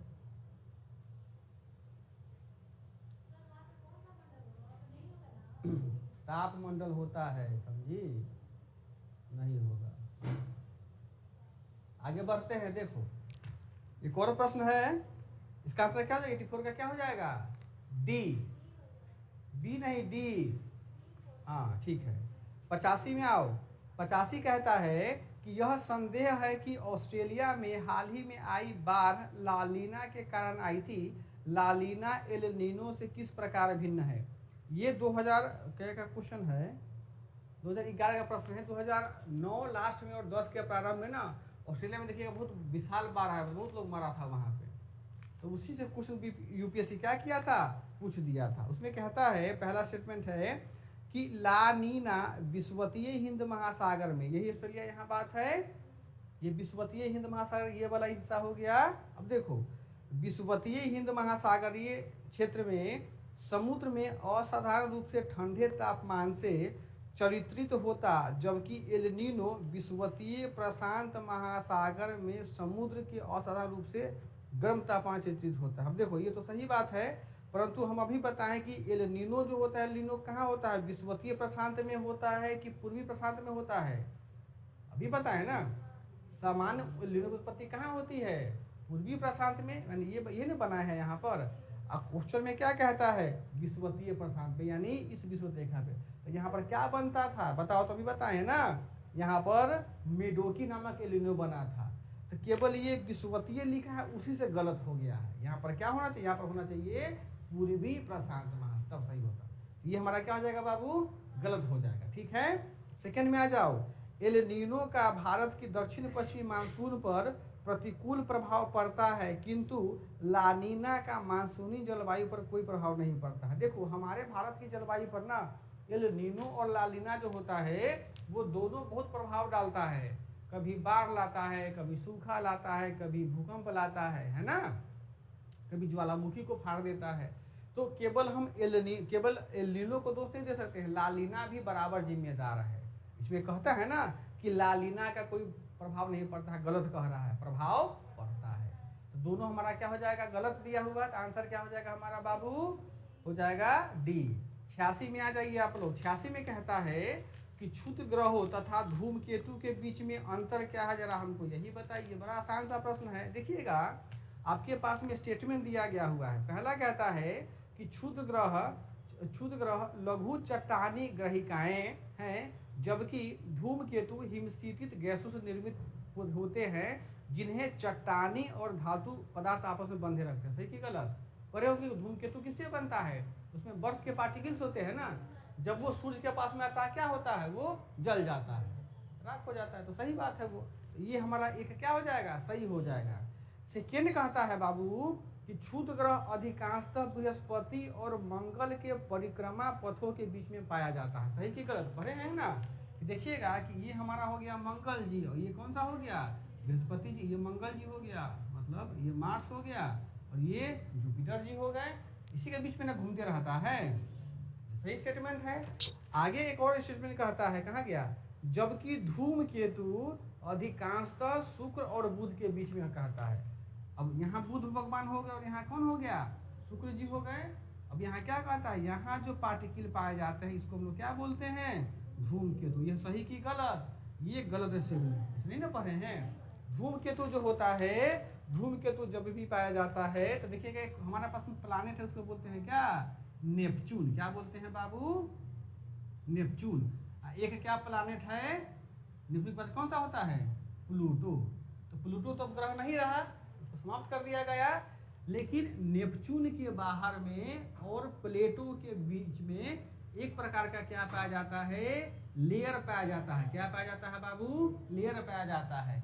इस लेयर को कहते हैं कूपर बेल्ट। क्या कहते हैं, Cooper belt, KEUPAR, Cooper belt है ना, ये कूपर बेल्ट हो गया। इसी कूपर बेल्ट में क्या पाया जाता है बाबू, धूमकेतुआ पाया जाता है। बुझाया, ठीक है। तो ये हमारा क्या हो जाएगा, पहला तो सही दिया, सेकंड जबकि वाला में क्या गलती, यूपीएससी फंसा दिया हमको, तो ये सेकंड वाला गलत हो जाएगा। थर्ड में आ जाइए, धूमकेतु गोचर दीप्तिमान मुच्छ दर्शाते हैं, जबकि क्षुद्र ग्रह ये है। सही बात है ना, सही बात है। धूमकेतु गुच्छ का मतलब क्या होता है, पूंछड़ी। धूमकेतु पूछ होता है ना, क्षुद्र ग्रह में पूछ नहीं होता है। ठीक है, कितना आसान प्रश्न है, हो जाएगा। हाँ, ऐसे यूपीएससी के प्रश्न से डर लगता है कि कैसे बनेगा, बहुत भारी होगा, है ना। देखो कितना आसान क्वेश्चन है, चीज को समझ लोगे तो बहुत अच्छा नंबर मिलेगा, है ना। यूपीएससी में कोई बच्चा 200 में 140 नंबर लाता है, जीएस में कोई बच्चा 50 नंबर लाता है। अंतर यही होता है कि वो प्रीलिम्स के क्वेश्चन को बहुत एनालिसिस करता है। अब जैसे अभी आप क्लास में बैठे हैं ना, कुछ नया चीज़ सीखे होंगे यहाँ पे, यही चीज़ होता है एनालिसिस करना। आपको 2 घंटे पढ़ाने के लिए हम अभी, जबकि मेरा सब कुछ पढ़ा हुआ है, सब कुछ मैक्सिमम चीज़ हमको याद है, फिर भी हम 7-8 घंटा पढ़ करके आते हैं, ताकि कहीं हमको दिक्कत ना हो समझाने में, कहीं हम फंसे नहीं, है ना। देखो आगे बढ़ते हैं, तो इसका क्या हो जाएगा, अब तीसरा ये देखो 1 और 3 सही हो जाएगा, 2 हमारा गलत हो जाएगा, तो हमारा आंसर क्या हो जाएगा, सही आंसर हो जाएगा हमारा बी। कोई दिक्कत यहाँ पे, एक नया इन्फॉर्मेशन क्या मिला कि धूमकेतुआ कहाँ रहता है, नेपच्यून के बाहर में रहता है ना। इसमें पुछरी होता है, इसमें पुछरी नहीं होता है। ये जलता है, ये नहीं जलता है, ठीक है। चलो आगे बढ़ो, 88 में आ जाओ, 87 में आइए। उत्तरी गोलार्ध की तुलना में दक्षिणी गोलार्ध में पश्चिमी पवन अधिक सशक्त अस्थायी पाई जाती है। ये हमारा कौन सा गोलार्ध हो गया बाबू, विषुवत रेखा के नीचे दक्षिणी गोलार्ध, और ये कौन सा हो गया हमारा उत्तरी गोलार्ध। तो हमसे क्वेश्चन क्या पूछ रहा है कि उत्तरी गोलार्ध की तुलना में दक्षिणी गोलार्ध में, उत्तरी गोलार्ध की तुलना में दक्षिणी गोलार्ध में पश्चिमी पवन अधिक सशक्त तथा स्थायी होती हैं। यानी उत्तरी गोलार्ध में पवन पाया तो जाता है, लेकिन सबसे मतलब कि मजबूत नहीं होता है, अस्थायी नहीं होता है।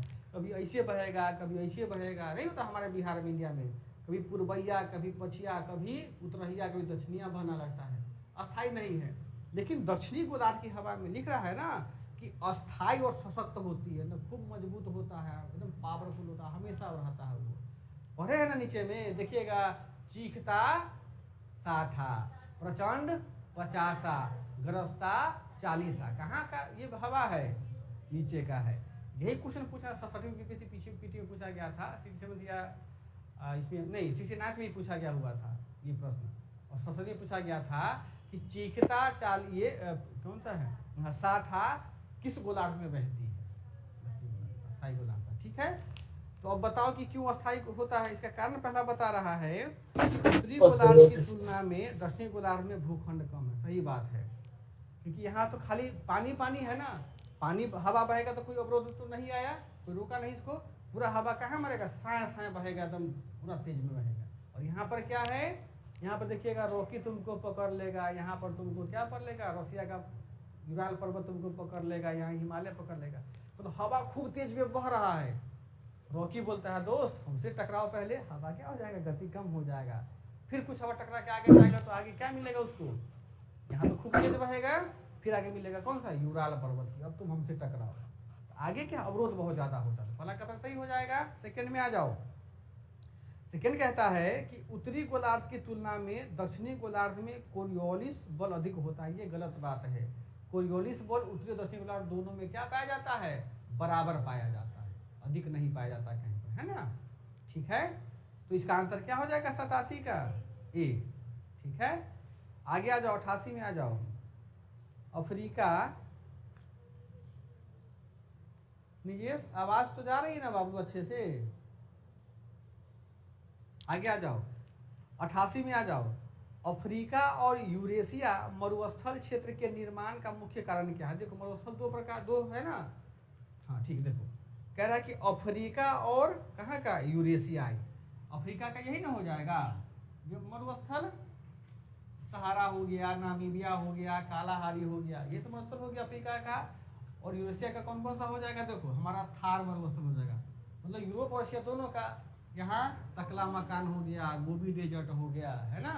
और ये पूरा का पूरा जो होता है हमारा साइबेरिया, वो भी तो मरुस्थल है ना, ठंडा मरुस्थल है। तो अब यही अंतर करना है कि भाई अब इसमें इसमें अंतर क्या होता है, देखो किस कारण से इसका है, देखिएगा। तो पहला कहता है इसके मुख्य कारण क्या, क्षेत्र का निर्माण का क्या कारण हो सकता है। देखो पहला कह रहा है कि यह उच्च दाब कोशिकाओं में अवस्थित होता है। देखिए अफ्रीका और यूरेशियाई मरुस्थलीय क्षेत्र के निर्माण के मुख्य कारण का क्या क्या हो सकता है। ये कहता है कि यह उपोष्ण उच्च दाब कोशिकाओं में अवस्थित होता है। देखिएगा यहाँ पर ये उपोष्ण कटिबंध हो ना गया, यहाँ भी कौन होता है, यहाँ पर भी उपोष्ण कटिबंध है, यहाँ भी होगा ना उपोष्ण कटिबंध। तो दोनों तो बात सही कह रहा है। तो यहाँ और वहाँ दोनों में क्या पाया जाता है, उपोष्ण कटिबंधीय क्या पाई जाती है, जलवायु पाई जाती है। जिस कारण से, जिस गुण के माध्यम से अफ्रीका में किसी मरुस्थल का निर्माण होगा, उसी कैरेक्टरिस्टिक से कहाँ का मरुस्थल निर्माण होगा, हमारे यूरेशिया का। अब देखिएगा कि यहाँ सहारा मरुस्थल में जो पार्टिकल्स पाए जाते हैं ना, वहाँ देखिएगा लाल कलर का होता है सारा मरुस्थल, पूरा लाल लाल पाएगा। और हम थार में यदि कभी आप जैसलमेर जाइएगा राजस्थान में, तो जैसलमेर में जैसे और अंदर जाइएगा तो आपको लाल, पहले तो पीला मिलेगा, उसका क्या लाल तुमको मिलना पड़ेगा। तो वही बनावट दोनों का क्या होता है, सेम होता है। इस कारण होता है क्योंकि यहाँ पर क्या है, ये भी उपोष्ण कटिबंध है और तो ये सही हो जाएगा। सेकेंड में आ जाओ, यह उष्ण महासागर धाराओं के प्रभाव से, जरा बताओ उष्ण क्या महासागर, महासागर में दो प्रकार की धाराएं, ठंडी होगी एक गर्म होगा। जरा बताओ नीचे तो तापमान क्या है, कम की कितना होगा, कम है ना। यहाँ से धारा कैसे बहेगी, ठंडा की गर्म होगा, ठंडा होगा। तो यहाँ लिखा क्या, उस गलत हो जाएगा ना। यानी ये दोनों मरुस्थल कैसा है, ठंडा मरुस्थल का चर्चा करता है। ये बात समझ में, चलो ये गलत हो जाएगा। तो आंसर क्या हो जाएगा 88 का ए हो जाएगा। ठीक, अब इसमें आ जाइए 89 में आ जाओ, बड़ा सा प्रश्न है। प्रश्न कहता है कि समताप मंडल के निचले भाग में जेट विमान बहुत आसानी और निर्विघ्नता के साथ उड़ सकते हैं, इसका उपयुक्त स्पष्टीकरण क्या हो सकता है। समताप मंडल मतलब कौन सा मंडल, देखो यही मंडल कहता है ना, जिस मंडल में हवाई जहाज बहुत तेजी से उड़ता है, जरा बताइए।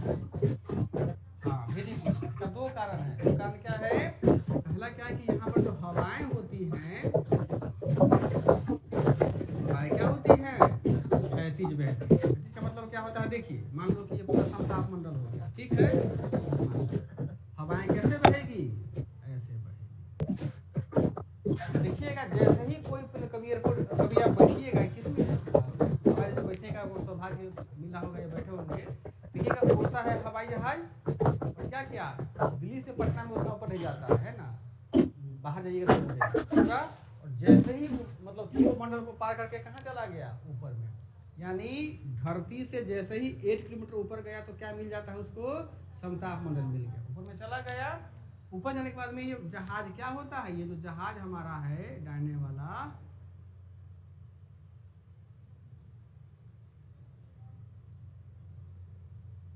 जहाज हो गया हमारा, ठीक है।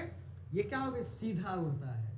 और देखो यहाँ पे इस जहाज को फ्यूल कम लगता है। क्यों फ्यूल कम लगता है, क्योंकि ये हवा इसको क्या करता है, आगे ठेलते रहता है। इसीलिए जो भी लंबी दूरी की, जैसे कि अगर इंडिया, दिल्ली से हम अमेरिका जाए, दिल्ली से फ्रांस जाए, दिल्ली से अगर हम कहीं पे ऑस्ट्रेलिया जाए, जो हमें दूर की फ्लाइट होती है ना, वो सारा सारा जहाज कहाँ चला जाता है, उड़ करके समताप मंडल में। और पायलट क्या करेगा, पायलट सूत जाएगा, दोनों आदमी चलाएगा नहीं, सो जाएगा। इसको पता है, सब कंप्यूटर पर रहता है ना।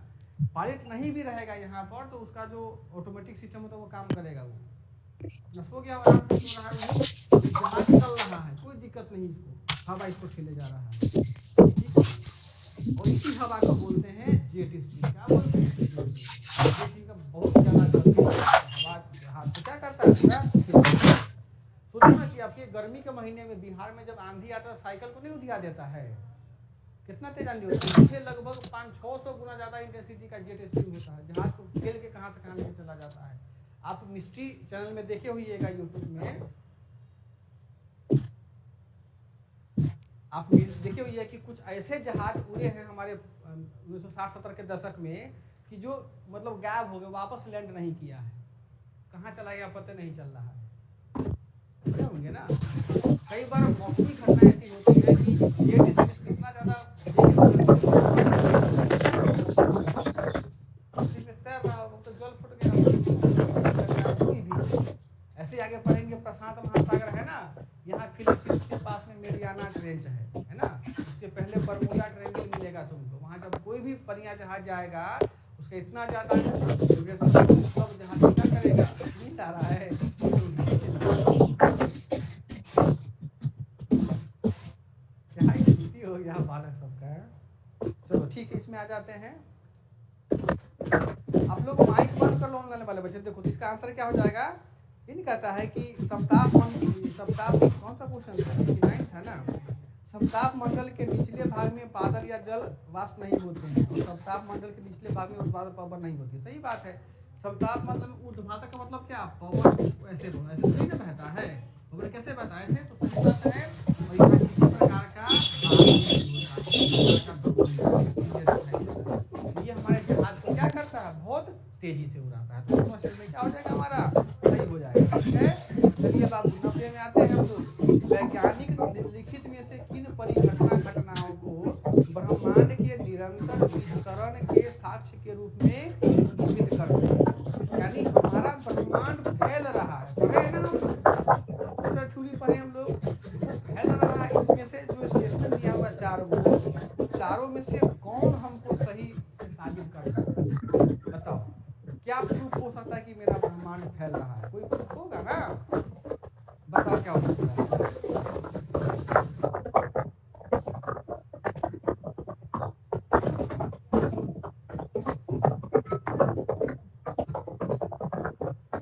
देखो पहला कहता है कि अंतरिक्ष में सूक्ष्म तरंगों की उपस्थिति का पता चलना। देखिए ध्यान से, जैसे जैसे हम, अब देखिए ये हमारा घर हमारा है, हम अगर बोल रहे हैं ये पूरा पैक है तो हम क्या समझेंगे, इतना ही दूर का संसार हमारा है।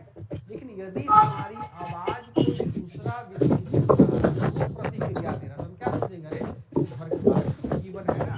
तो देखिएगा कि हमारा वैज्ञानिक चाहे इसरो हो, नासा हो, जाक्सा हो जापान का, सब लोग ऐसे रेडियो वेव्स छोड़ते हैं ऊपर में, और ऊपर में छोड़ते हैं तो वहाँ से रिप्लाई आता है ना, वो है ना एलियन वाला आता है जादू करेगा। यानी ये रिसर्च में हुआ है। ठीक है, यानी हम कोई भी वैज्ञानिक यहाँ से क्या छोड़ा, वेव्स छोड़ा, और उस वेव्स का वहाँ से प्रतिक्रिया आता है। इसका मतलब ये है कि हम जो ब्रह्मांड को समझ रहे हैं ना, ब्रह्मांड उतना ही बड़ा नहीं बल्कि ब्रह्मांड और ज़्यादा है। तो ये जो वर्ड कहा गया है कि सूक्ष्म तरंगों की उपस्थिति, सही बात है कि जैसे जैसे हमने छोड़ा तो वहाँ से वापस, इसका मतलब क्या, तो वहाँ भी तो वेव्स होंगे ना, तब ना आया हमारे पास में। यानी ये बता रहा है कि हमारा ब्रह्मांड और ज़्यादा बड़ा है, छोटा नहीं है। ये सही है। सेकेंड कहता है कि अंतरिक्ष में रेड शिफ्ट परिघटना का अवलोकन, ये भी स्टेटमेंट सही कहता है, सही होता है। अब रेड शिफ्ट परिघटना क्या होता है, इसको हम समझा देते हैं। पहले उसका थर्ड और फोर्थ में देखते हैं। अंतरिक्ष में क्षुद्र ग्रहों की गति, अभी क्षुद्र ग्रह जो था इसके गति से हमको क्या मतलब, कोई मतलब नहीं।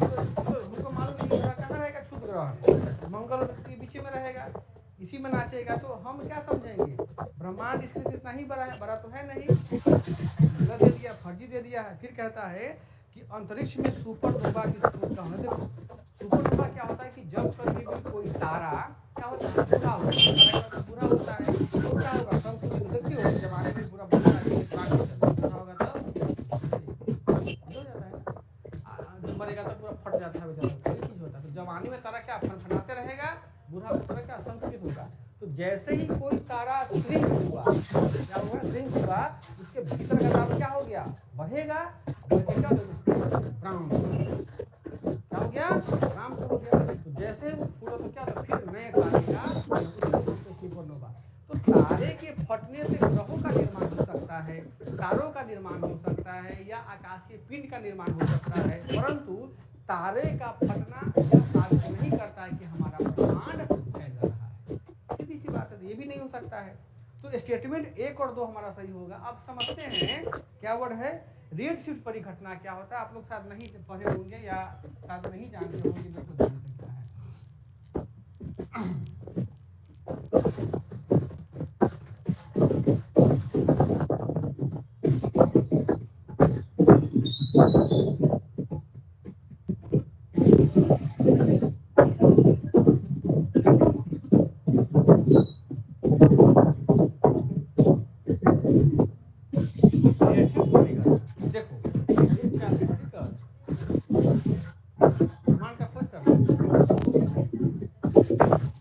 एलियन का जैसे हम लोग में रह रहे हैं ना, तो हो सकता है कि हमारे ब्रह्मांड में कुछ और ग्रह होंगे, पृथ्वी से बढ़िया ग्रह होगा, उन्नत ग्रह होगा, है ना, तो वहाँ भी कोई जीव रहते होंगे, तो हम लोग उसको एलियन बोलते हैं, और वो लोग हमको क्या बोलता होगा, स्ट्रक्चर एलियन।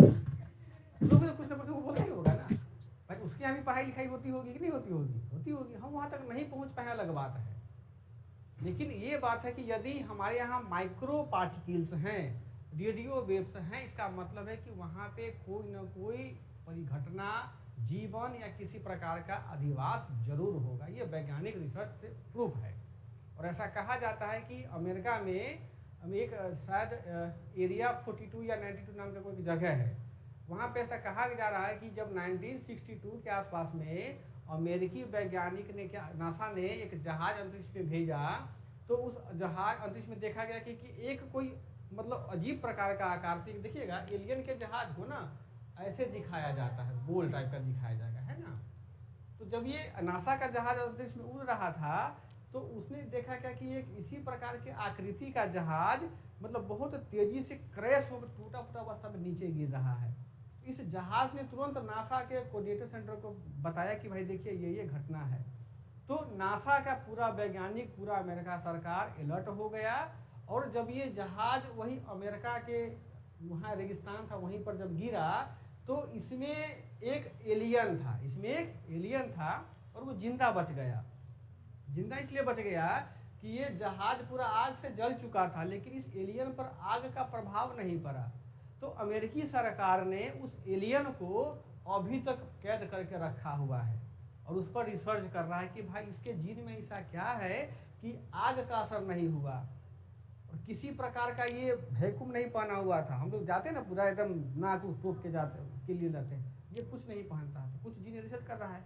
ये मतलब रसिया बोल चुका हुआ है, फ्रांस बोल चुका है, जापान बोल चुका है, परंतु अमेरिका, यूएसए जो इसको बोलता है कि तो ये सब झूठ बात है, फैलाया हुआ बात है। परंतु ये चीज़ें हैं, क्योंकि जनरल्स हम लोग पढ़ते हैं, आप लोग आगे बढ़ेंगे तो पता चलेगा कि कोई भी जो सरकारें होती है ना, यदि गुप्त रिसर्च करता है उसको नहीं बताता है कि हम कर रहे हैं, लेकिन वो एलियन को पकड़ के रखा, वहाँ रिसर्च भी कर रहा है। अमेरिका क्यों आगे, अमेरिका ऐसा ऐसा प्रोडक्ट बना रहा है कि जो मेडिसिन में क्रांति ला रहा है ना। तो इनका सीधे कहना है कि बोल रहा है कि जब रिसर्च हम पूरा कर लेंगे तो खुद ही बता देंगे, अगर कहीं पर है तो आप हमको बताइए। तो ये जो इसको बोलते हैं एरिया 42 या कुछ ऐसे नाम है, हम नाम इस कर रहे हैं, ये पूरा का पूरा एरिया जो है अमेरिका का, गूगल जो मैप हम लोग यूज़ करते हैं तो अमेरिका की कंपनी है वो, ये जो पूरा का पूरा इलाका आपको गूगल मैप पर मिलवे नहीं करेगा, वहाँ हटा दिया गया हुआ है। ऊपर से ये पूरा का पूरा इलाका नो फ्लाई जोन घोषित किया गया हुआ है, यहाँ से कोई जहाज आप नहीं उड़ा सकते हैं। इवन कि यदि अमेरिकी सरकार का कोई जहाज अगर जाएगा तब आपको उसको परमिशन लेना पड़ेगा, है ना। तो यहाँ रिसर्च हो सकता है कि एलियन रहा होगा, है ना। अब हम मिलने नहीं गए हैं, ठीक है। आगे बढ़ते हैं, इसका आंसर क्या हो जाएगा। अच्छा, लीडरशिप नहीं बताए हैं। देखिए लीडरशिप क्या होता है, देखिए लीडरशिप जो होता है एक प्रकार का ऐसा घटना होता है, एक प्रकार का क्या होता है, देखो लीडरशिप क्या होता है, एक प्रकार का ऐसा घटना होता है जब प्रकाश का स्रोत, जब प्रकाश का स्रोत बहुत दूर तक जाता है, कहाँ जाता है, बहुत दूर तक जाता है। और बहुत दूर तक जाने का जो कारण है वह कारण है ग्रेविटेशनल फोर्स, गुरुत्वाकर्षण बल के कारण।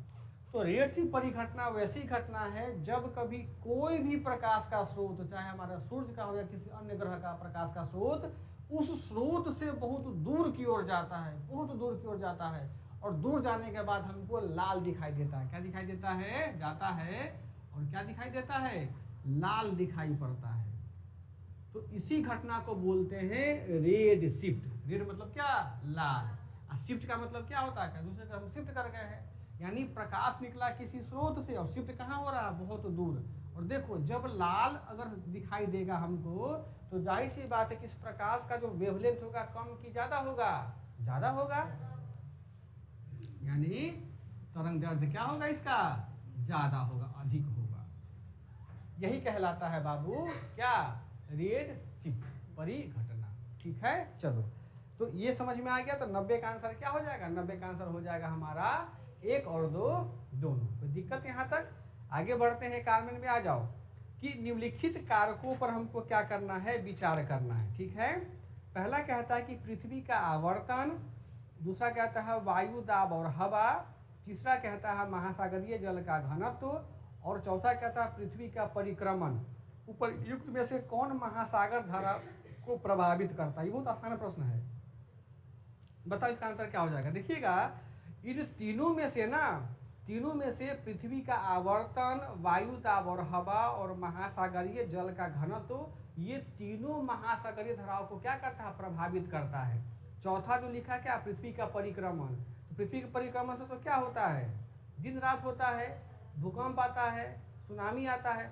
अगर यहाँ पृथ्वी का घूर्णन होता तब होता, बताए ना, घूर्णन से समुद्र प्रभावित होता है। हाँ, तो यहाँ दिया क्या है? परिक्रमण दिया है, तो चौथा नहीं होगा। आंसर हमारा क्या हो जाएगा? 1 2 3। आया समझ में? चलो 92 में आ जाओ। सामान्यतया पृथ्वी की सतह से ऊंचाई बढ़ने के साथ तापमान में घटोतरी होती है। सही बात है। जैसे जैसे हम क्या होते हैं बाबू, ये हमारा अर्थ हो गया ना। जैसे जैसे हम अर्थ से ऊपर की ओर जाते हैं तापमान क्या होता है? तापमान कम होता है। सब लोग समझ रहे हैं। अब कहता है कि ऊपर जाने के बाद में तापमान हमारा, कौन सा क्वेश्चन था? 92। हाँ, तापमान हमारा क्या होता है कि कम होता है। उसका कारण क्या है? ये लिखा है क्यों कम होता है, बताओ। तो पहला कहता है कि वायुमंडल पृथ्वी की सतह से केवल ऊपर की ओर गर्म हो सकता है। सही कि गलत? देखो दूसरा कहता है कि ऊपरी वायुमंडल में आर्द्रता अधिक होता है। तो देखो सेकेंड वाला तो गलत हो जाएगा। जैसे जैसे ऊपर जाएंगे तो आर्द्रता क्या हो जाएगा? कम हो जाएगा। आर्द्रता कहाँ अधिक होता है? समुद्री जल स्रोत के आसपास में। तो 2 वाला तो ऐसे ही कट जाएगा, है ना। 2 हमारा नहीं होगा। तीसरे में आ जाओ। ऊपरी वायुमंडल में हवा कम घनी होती है। सही बात है ना। ऊपर में क्या होता है? हवाएं विरल होती है। ये 3 सही हो जाएगा। पहला कहता है कि वायुमंडल पृथ्वी की सतह से केवल ऊपर की ओर गर्म हो सकता है। सही बात है। हमारा सूर्य का गर्म वायुमंडल किससे गर्म होता है? सूर्य के प्रकाश से ना। ये हमारा इन्वायरमेंट जो है वो किससे गर्म होता है? ऊर्जा कहाँ से लेता है? सूर्य देवता से ना। सूर्य का प्रकाश यहाँ पे आया और ये गर्मी लेकर परावर्तित होकर कहाँ गया? ऊपर गया। ऊपर की ओर गर्म हुआ कि नहीं होगा? होगा ना। जहाँ तक क्षमता होगा वहाँ तक गर्म होगा। तो हमारा वायुमंडल जो होता है केवल ऊपर की ओर गर्म होता है, लेकिन पृथ्वी का जो नीचे का कोर एरिया है वो ऑलरेडी गर्म है। होता नहीं है, वो है, ये है, बताए ना। 6000 से ज्यादा यहाँ तापमान रहता है। हटी जाएगा तो गल जाएगा। लेकिन वैज्ञानिक फिर भी हैरान है कि कोर में भी एक ऐसा कीड़ा पाया जाता है, हाँ, वो जिंदा है। हमारा ब्रह्मांड जो है, पढ़िएगा, भूगोल बड़ा अच्छा विषय है। हमारा ब्रह्मांड रहस्यों से भरा हुआ है। हम लोग बोलते हैं ना कि हम या करें, हम लोग कोई विकास नहीं किए हैं। अभी बहुत कुछ जानना हम लोग को क्या है बाकी है। क्यों मगरमच्छ पानी में शक्तिशाली होता है, धरती पर मगरमच्छ कमजोर हो जाता है ना। बहुत चीज हम नहीं समझ पा रहे हैं।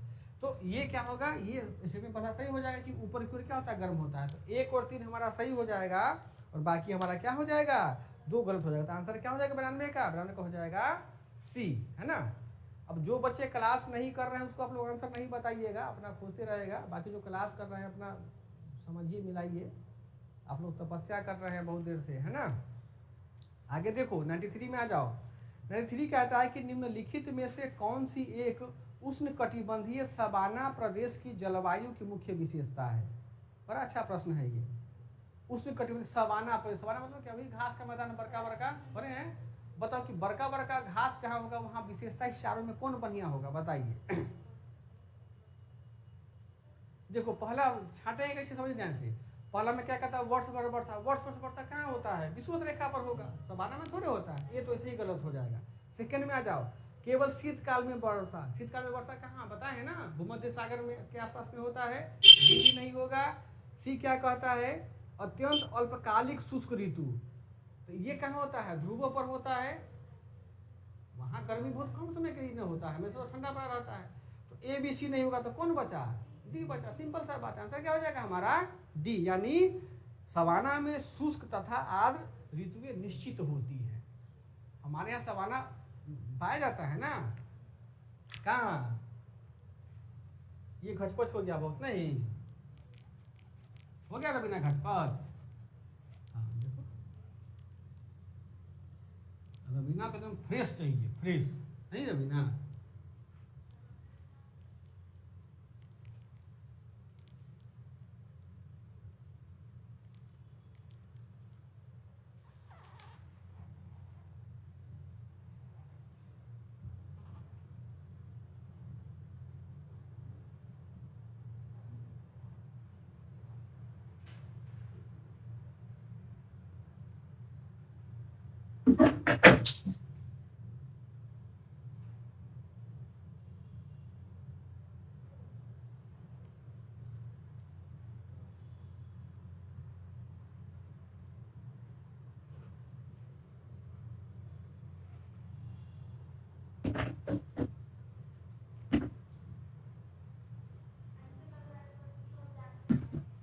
क्या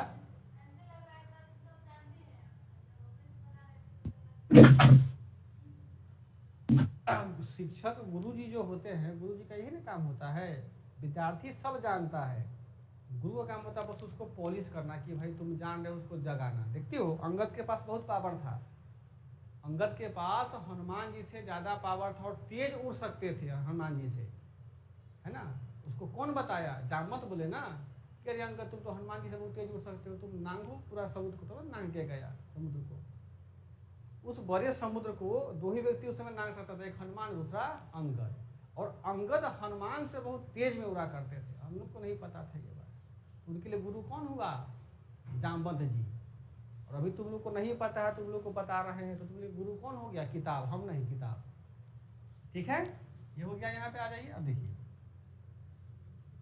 अब देखो, अब ये हो गया। अब हमको सवाना घास का मतलब कहाँ पाया जाता है। देखिए सवाना में क्या कहता है कि इसमें लिखा गया कि निश्चित शुष्क ऋतु तथा आर्द्र ऋतु। तो देखिए हमारे इंडिया में देखते हो ना, निश्चित ऋतु होता है ना, ठंडा का अलग होता है, जाड़ा का अलग होता है, बरसात का अलग ऋतु होता है, एक फिक्स ऋतु हमारे यहाँ पर होता है। तो देखिएगा कि यहाँ दक्षिणी अमेरिका का जो इलाका है, इस बीचों वाले भाग में यहाँ पर क्या पाया जाता है, यहाँ पर सवाना घास का मैदान पाया जाता है। ये पूरा ऑस्ट्रेलिया वाला हिस्सा ये क्या हो जाएगा, सवाना घास का मैदान होगा। इंडिया में यहाँ पर आ जाए पूरा मध्य भारत में क्या हो जाएगा, सवाना तुल्य जलवायु पाई जाती है ना। ये सब इलाका हो जाता है किसका, सवाना। यहाँ पे आ जाओ, ये यूएसए हो गया, ये कनाडा हो गया, ये मेक्सिको हो गया, ये पूरा इलाका में क्या पाया जाएगा, सवाना। यानी जो भी कॉन्टिनेंट है ना हमारे पास में, उस कॉन्टिनेंट का जो मिडिल हिस्सा होता है, ऑस्ट्रेलिया को छोड़ करके वहाँ क्या पाया जाता है, सवाना। चलो बढ़ते हैं, आगे आ जाओ। आगे एक प्रश्न कहता है, बड़ा सुंदर प्रश्न है, मिलान करना है ना। भौगोलिक रक्षण है और प्रदेश दिया गया हुआ। देखिए इसमें से मिलान जो है ना, केवल बी जो है वह बी मिला हुआ है। यानी बी में कहता है एटलस पर्वत कहाँ पर है, एटलस पर्वत उत्तर पश्चिमी अफ्रीका में है। एबिसिनिया पठार अरब दिया गया है, ये गलत है। एबिसिनिया पठार जो है ना अफ्रीका में है, लिख लीजिएगा, वहाँ पर इथोपिया की जगह है ना, इथियोपिया। अबिसिनिया कहाँ हो जाएगा, अफ्रीका महादेश में, इथोपिया में। ठीक है, गुवेना कहाँ हो जाएगा, गुवेना उच्च भूमि कहाँ है, गुवेना प्रदेश दक्षिणी अमेरिका में, यहाँ पर हो जाएगा गुवेना। गुवेना की खाड़ी भी है गुवेना। अच्छा, ओका बोंगो, बड़ा नाम है इसका, ओका बांगो द्रोणी। द्रोणी का मतलब होता है डेल्टा, कैसे हमारा सुंदरबन का डेल्टा है वैसे ओका बोंगो द्रोणी है। ये पाया जाता है दक्षिणी अफ्रीका में। पैटागोनिया गलत दिया हुआ है, दक्षिणी अफ्रीका में, इसको याद कर लीजिएगा। हाँ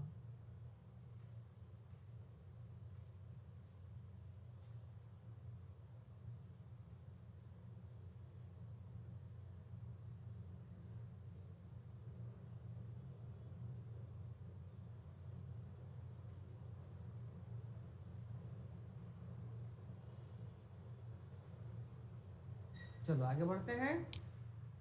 देखो ये समझ में आ गया। अब 95 में आ जाओ, बड़ा अच्छा प्रश्न है कि अलग अलग ऋतुओं में दिन समय और रात्रि समय में विस्तार में भिन्नता का क्या कारण होता है। दिन रात क्यों होता है हमारे यहाँ, किस कारण से होता है।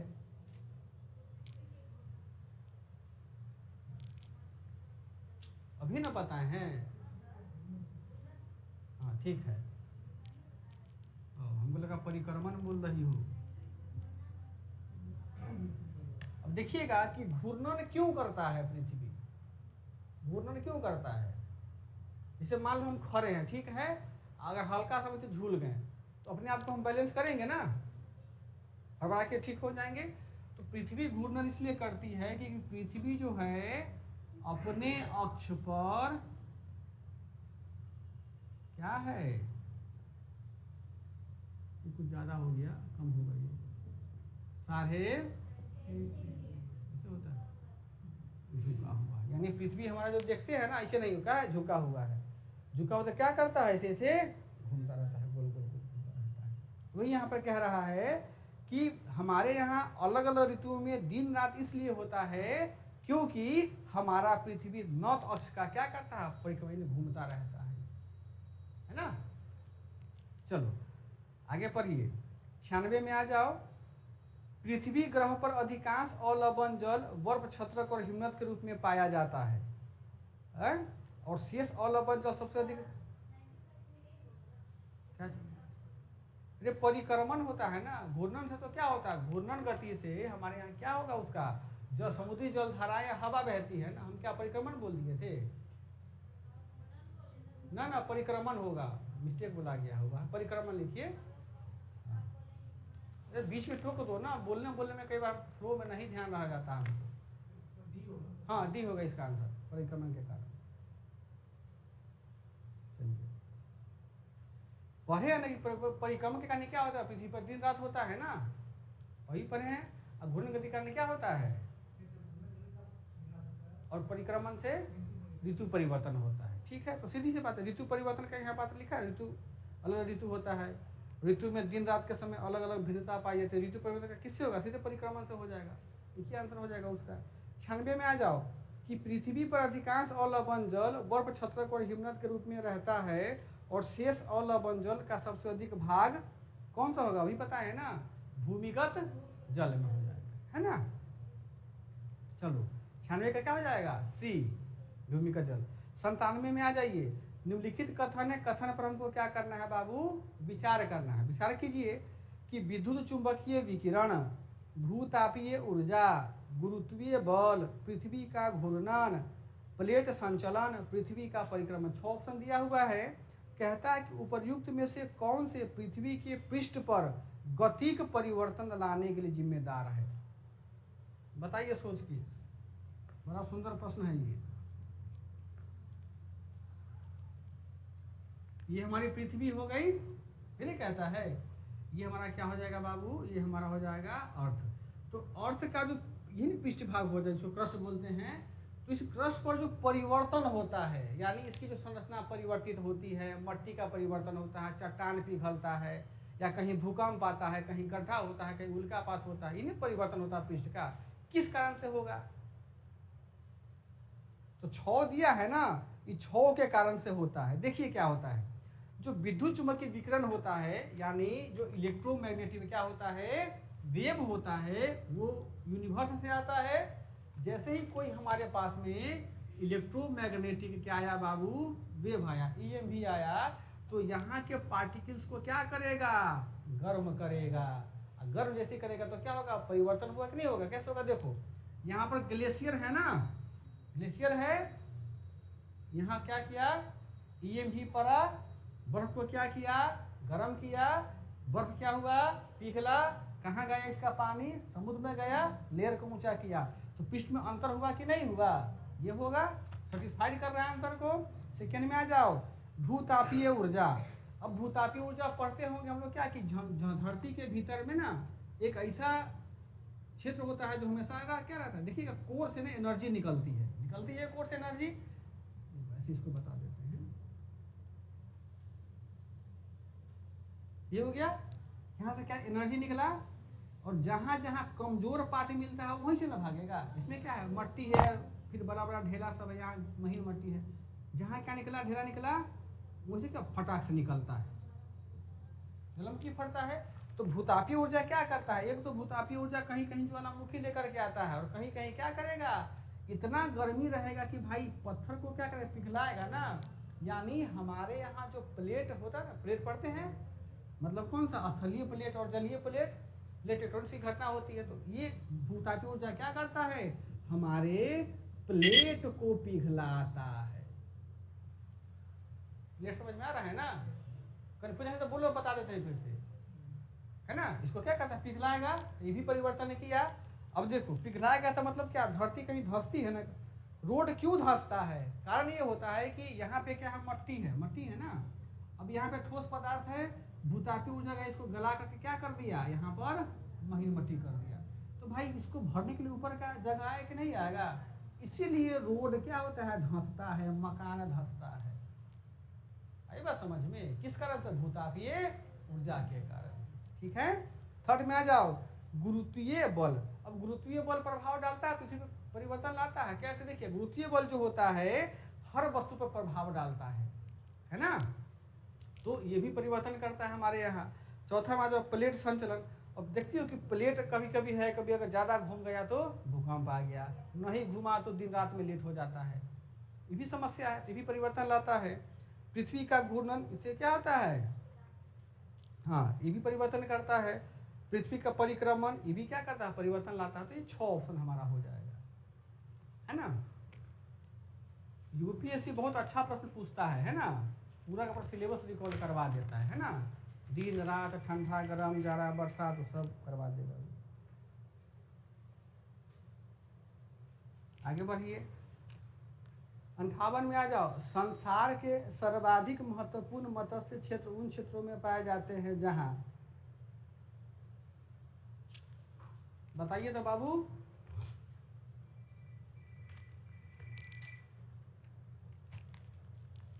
हेलो,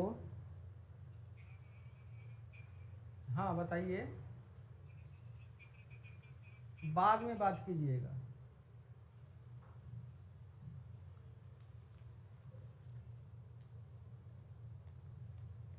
चंपारण का आदमी से बड़ा धूर्त होता है, नहीं? आप लोग नहीं चंपारण के हैं?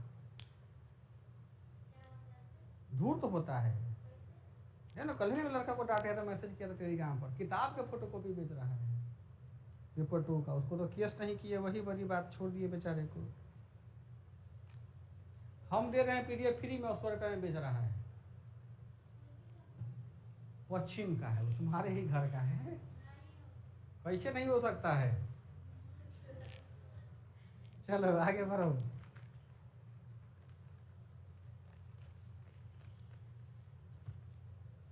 कुछ नहीं, देखिए, संसार के सर्वाधिक महत्वपूर्ण मछली क्षेत्र, मतलब क्या, मछली क्षेत्र उन क्षेत्रों में पाए जाते हैं जहां, बताओ तो तुमको पता है जय विजय, तुमको ही बताया था रवीना। ठंड, ऊन लिखा हुआ है, ठंड नहीं लिखा हुआ है, वो प्रिंट में गड़बड़ हो गया। हाँ हम बोले भी हैं ऊन, फिर भी जबरदस्ती बोल रही हो ठंड। बताइए तो आप लोग, देखो मछली कहाँ ज़्यादा पनपेगा? न मछली को ज़्यादा गर्मी चाहिए, न मछली ज़्यादा ठंडा चाहिए। यानी जहाँ पर ठंडी जलधारा और जहाँ पर गर्म जलधारा आपस में मिलती हो, अच्छा मौसम वहाँ का होगा, तो वहाँ पर प्लैंकटन की संख्या अधिक। प्लैंकटन मतलब क्या, हरा हरा घास होता है ना, काई टाइप का, तो मछली उसको खाने के लिए आती है। मछली को क्या पता कि एक दरिद्र वहाँ जहाज पे बैठा पड़ा होगा, वो खाएगा, जाल से उसको मार लेगा। तो जहाँ पर भी ठंडी और गर्म जलधारा मिलती है, तो वहाँ की जलवायु हो जाती है, उसको बोलते हैं कोष्ण जलवायु। क्या बोलते हैं? को आधा मूर्धन्य स और टवर्गी न, कोष्ण, मतलब कि मौसम बड़ा बढ़िया रहता है वहाँ का।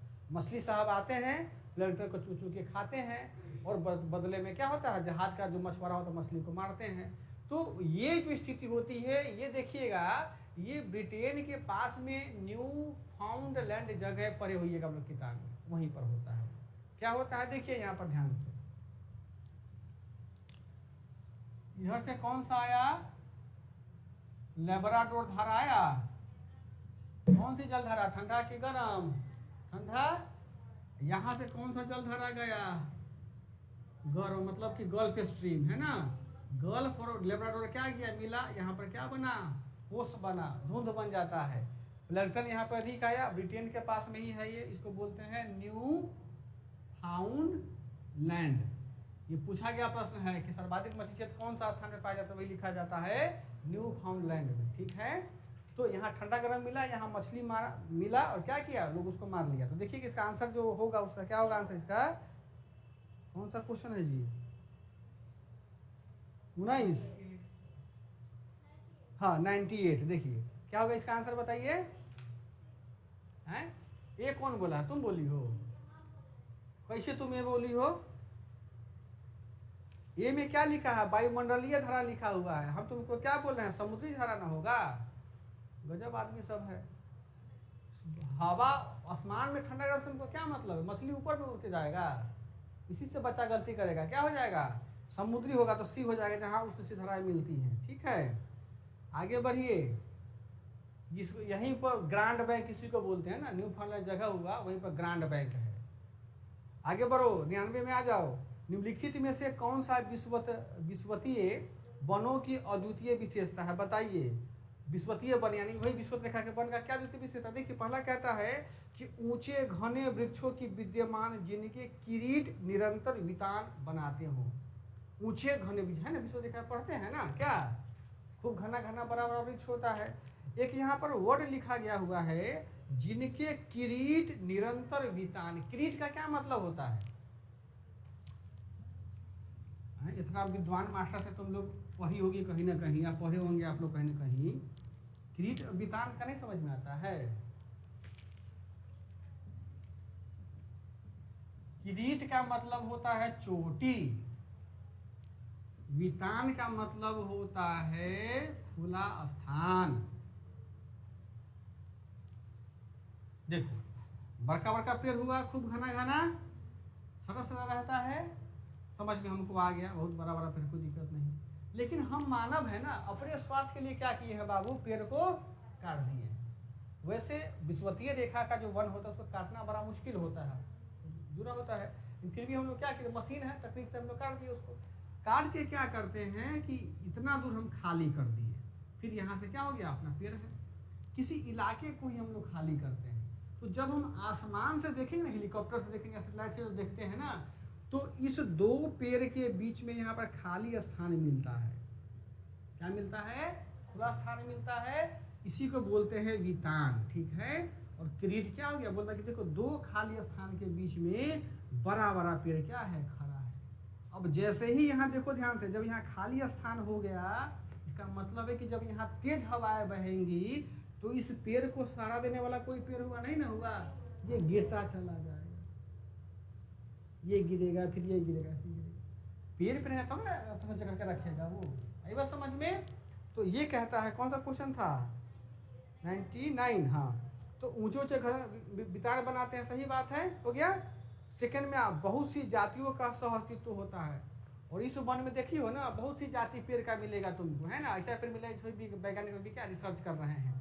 और जाति में पशु का भी जाति मिलेगा, पक्षी का भी जाति मिलेगा, कीट का भी जाति मिलेगा, पेड़ का भी जाति मिलेगा। विविधता है ना यहाँ पर। यहाँ पर 8-8 फीट का मकड़ी पाया जाता है, मकड़ा जो लोग देखते हैं ना। ये 17 फीट का कॉकरोच पाया जाता है। जो लड़की देखो, आजकल का डिजाइन बन गया है, अगर घर में कोई तो मम्मी कॉकरोच छोटा कॉकरोच से डर जाती है। सोचो, अगर उस बालिका को उठा करके कहाँ रख दिया जाए? विश्वत रेखा के वन में। बोले ठीक है, खोजते रहो। अब तो इतना विशाल होता है वो कॉकरोच की, उसको जिंदा निकल जाएगा, खा जाएगा उसको। खाएगा नहीं, निगल जाएगा। अगर उस एसिड होता है ना, वही तुमको गला देगा एसिड को। कॉकरोच को दांत कहाँ होता है? घुट जाएगा, ऐसी तुम्हारा गला देगा उसमें। यहाँ ऐसे ऐसे सांप पाए जाते हैं कि एक बार में आराम से, मतलब एक गाय को निकल सकता है। 53 फुट का। सोचो कि हमारा जो हाइट है ना, हमारा 10 गुना हाइट का सांप मिलेगा। अगर सामने कहीं चल रही हो तो हमारे सांप आ जाता है, जरा सोचो तो स्थिति, प्राण पखेरु हो जाएंगे, है ना? क्या? हाँ, डर जाते हैं।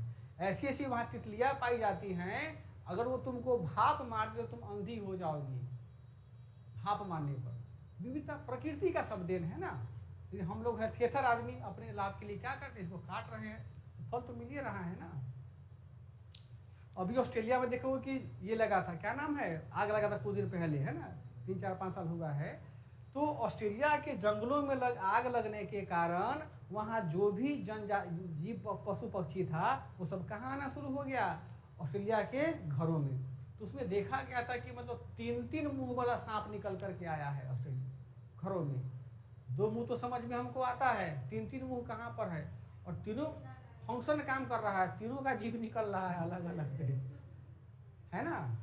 वैज्ञानिक उसको जब पकड़ा तो उसमें यूनिक क्या था कि अगर किसी एक मुंह से हम खाना खिलाते हैं ना तो दूसरा सांप दोनों आंख बंद कर लेता था। जैसे 3 को मुंह हुआ ना, एक खिला रहा दूसरा अपने आप आंख बंद कर लेता, कोई फिनोमेना होगा उसका रखा हुआ, लेकिन उसमें जहर नहीं था, उसमें कुछ देख रहा है। फिर बाद में पता चला कि चाइना वाले में भी लेके चला गया, वहाँ काट करके भूज भाज के खाता है। चाइना में सांप का जो अभी मोमोज खाते हैं ना हम लोग, यहाँ पे बहुत लड़के लोग खाती हैं, लड़के लोग खाते हैं मोमोज। चाइना में तुमको स्नेक मोमोज मिलेगा, डॉग मोमोज मिलेगा, यानी उसमें सांप का काट काट के रखा रहता है, खाता मजे से लोग खाता है वहाँ पर। चलो आगे बढ़ते हैं। अगला क्या है कि अधिक पादपों की संख्या, सही बात है, वहाँ पादपों की संख्या भी अधिक होती है, तो इसका आंसर क्या हो जाएगा? 99 का हो जाएगा डी 1 2 3। बहुत बढ़िया। आगे बढ़ते हैं। महाद्वीपों के अंतःस्थों का वार्षिक ताप परिसर तटीय क्षेत्रों की अपेक्षा अधिक होता है, इसका क्या कारण है? महाद्वीपों के अंतः का वार्षिक ताप परिसर, महाद्वीप देखो, जैसे मान लेते हैं बाबू ये अफ्रीका महाद्वीप हो गया, कोई भी द्वीप किसी को मान सकते हो, अफ्रीका को मान लेते हैं। कहता है कि अफ्रीका कोई भी इसका अंतःस्थो, अंत का मतलब क्या हो गया? इसके अंदर वाला भाग का, इसी को बोलते हैं अंतःस्थो। अंतःस्थों का वार्षिक ताप परिसर तटीय क्षेत्रों की अपेक्षा अधिक होता है, यानी यहाँ जो ताप परिसर होगा, जो तटीय क्षेत्र यहाँ पर है ना, इससे यहाँ पर अधिक होगा। देखो क्यों अधिक होगा पता है ना?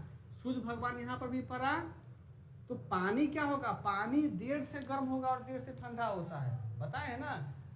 स्थल में क्या होगा? स्थल में जल्दी गर्म होता है और जल्दी ठंडा हो जाता है, तो तापमान का अंतर होगा ना। यानी स्थल भाग में दिन में तापमान अधिक रहेगा, रात में तापमान कम रहेगा। समुद्र में क्या होगा? लगभग तापमान बराबर रहता है।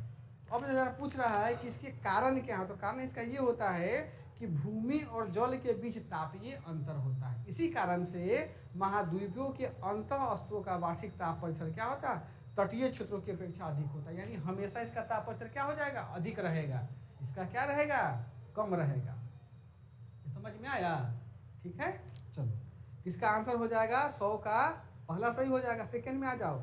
महाद्वीपों और महासागरों के बीच तुंगता में अंतर, यानी ऑल्टीट्यूड में।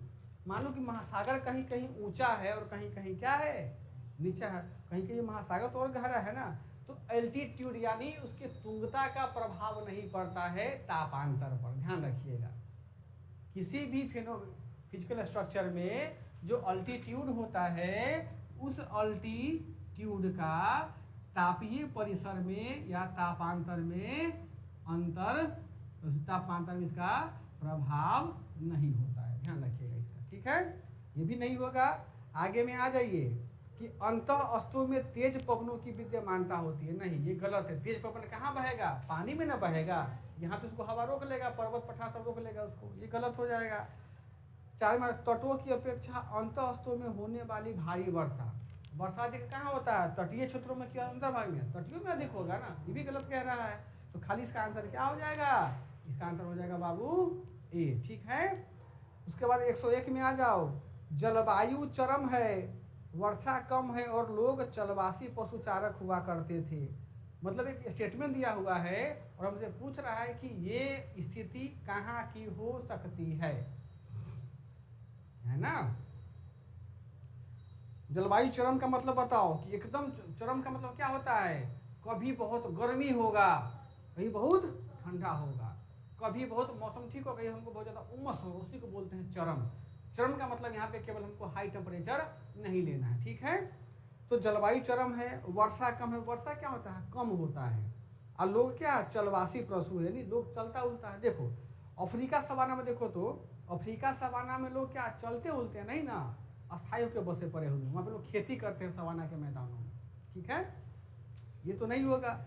फिर कहता है कि मध्य एशिया स्टेपी में, देखिएगा कि हमारा जो मध्य एशिया का जो भाग है, ताजिकिस्तान, उज्बेकिस्तान, किर्गिस्तान, उज्बेकिस्तान, कौन कौन किस्तान है ना, वो सब मध्य एशिया में आते हैं। तो वहाँ के एक कुछ मुस्लिम समुदाय के लोग हैं, वो लोग भेड़ पालन करते हैं। और वो लोग क्या करते हैं? आज यहाँ है, कल वहाँ है, परसों वहाँ है, वो घूमते रहते हैं। और देखोगे कि यहाँ का तापमान भी क्या होता है? तापमान दिन में बहुत अधिक, रेगिस्तान है ना, दिन में तापमान क्या होगा, बहुत अधिक होता है, और रात में तापमान क्या होता है, कम होता है।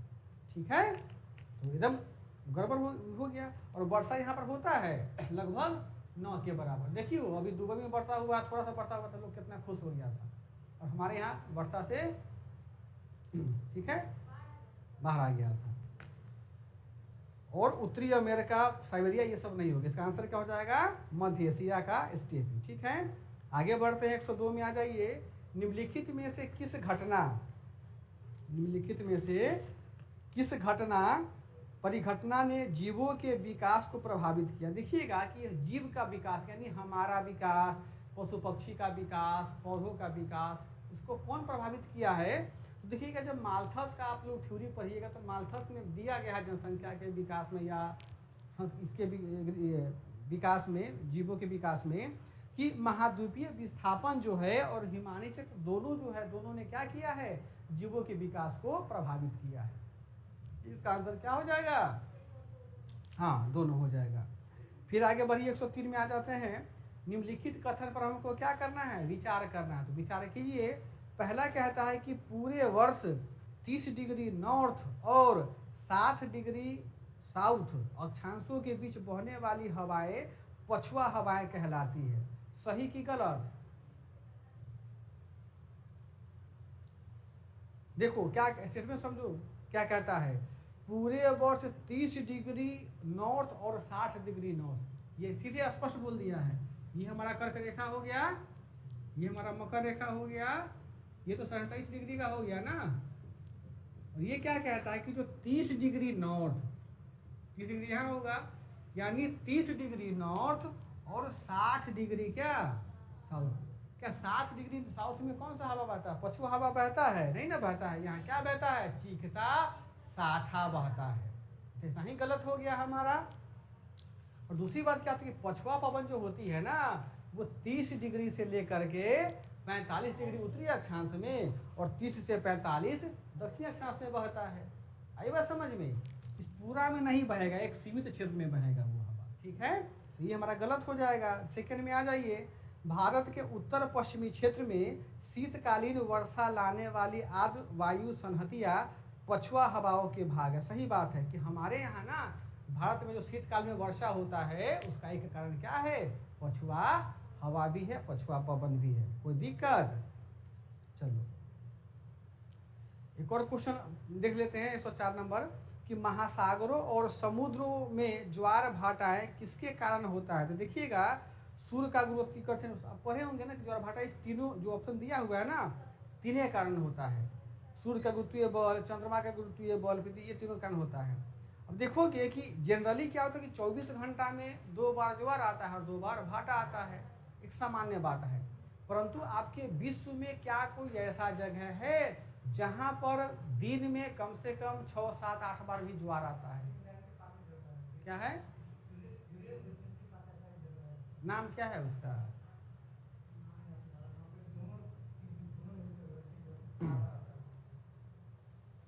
देखिए ब्रिटेन आप जो बोले हैं थोड़ा सा ज़्यादा पूर्व चले गए हैं। देखिए ये हमारा क्या है, कनाडा है,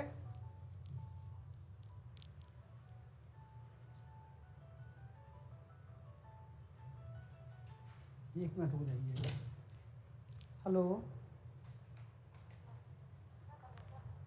हाँ जी मैम बताएं। हाँ जी मैम,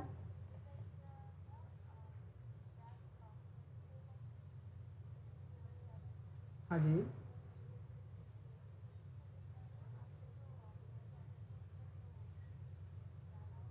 हम्म,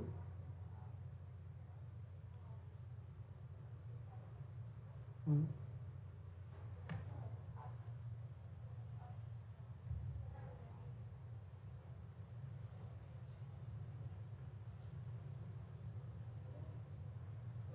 हाँ जी मैम, उसका क्या जो पब्लिकेशन का रजिस्ट्रेशन नंबर अपलोड कर दें, हम जो प्रमाण पत्र मिला है सरकार की तरफ से वो हम डाल दें।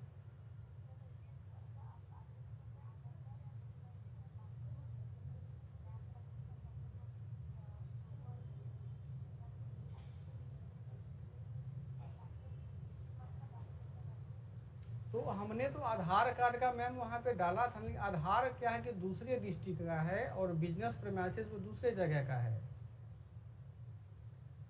हाँ, तो हमने तो आधार भी डाला है, आपने उसको अप्रूव नहीं किया है। पैन कार्ड डाला है, अप्रूव नहीं किया है। बैंक स्टेटमेंट डाला था हमने, वो अप्रूव नहीं किया है आपने।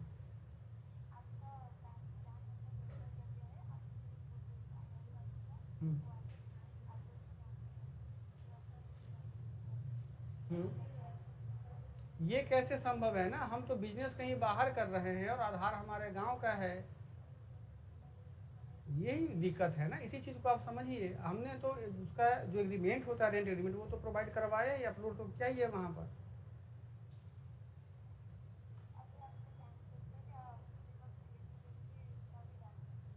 तो इलेक्ट्रिसिटी बिल इस बिल्डिंग का हमने डाला था मैम, वो लगभग 15-16 दिन हो गए, अप्रूव नहीं किया है आप लोगों ने। आप देखिए ना वहाँ पे, आपके पास तो हिस्ट्री होगा फ्लिपकार्ट वाले में। अब देख लीजिए, हम उसको डाले, इलेक्ट्रिसिटी बिल भी हम डाले होंगे उस एड्रेस का। अब बोल रहे हैं कि डॉक्यूमेंट नॉट मतलब वेरीफाइड है, वो बार बार वही मैसेज चला आ रहा है।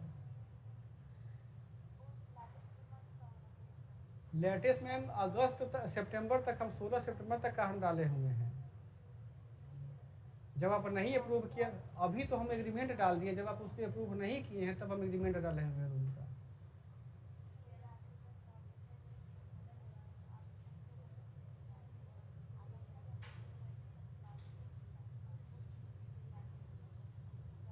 तो वोटर कार्ड वही हम बता रहे हैं कि बिजनेस प्रीमाइसेस का पता अलग है, वोटर वोटर कार्ड का जो पता है वो अलग है, तो वो हम डाल के अप्रूव कर देंगे। आप ये बताइए।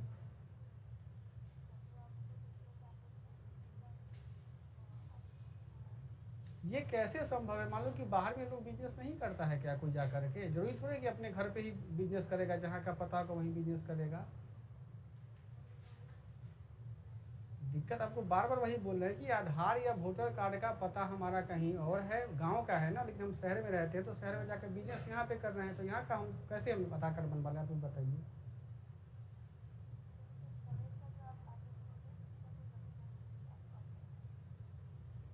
ठीक है, ठीक ठीक हम करवा देते हैं, ठीक। नहीं मैम, ठीक है।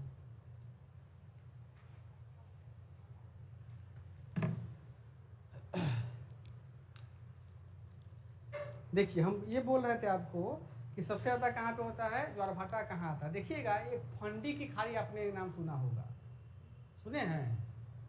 देखो, ये यहाँ पे क्या है, ये कनाडा हो गया। कनाडा का ये पार्ट यहाँ पर ना, नोवा स्कोशिया एक प्रांत है ना, जो राज्य कह लीजिए, इसको बोलते हैं नोवा स्कोशिया। ठीक है, यहीं पे देखिएगा, यहीं पर है फंडी की खाड़ी। फंडी मतलब bay of Fundy, bay of Fundy. आप जो ब्रिटेन का बोल रहे हैं वहाँ भी आता है, ठीक है। लेकिन अभी क्या है कि जुलाई में विज्ञान जर्नल में छपा था कि फंडी की खाड़ी में इस ब्रिटेन में अच्छे से ज़्यादा ज्वारभाटा आता है। ये पड़ता है कनाडा में, ध्यान रखिएगा कि सबसे ज़्यादा ज्वारभाटा कहाँ आता है, तो वो आता है हमारे कनाडा में। ठीक है, 104 हो गए। तो आज के लिए इतना ही करते हैं, फिर हम लोग कल देखेंगे, ठीक है। कल कोशिश कर, कल तो कम लगेगा, उसमें इंडिया में कम समय लगता है ना। ठीक है बाबू, ऑनलाइन, हाँ ठीक है। हैं 35 को हुआ है।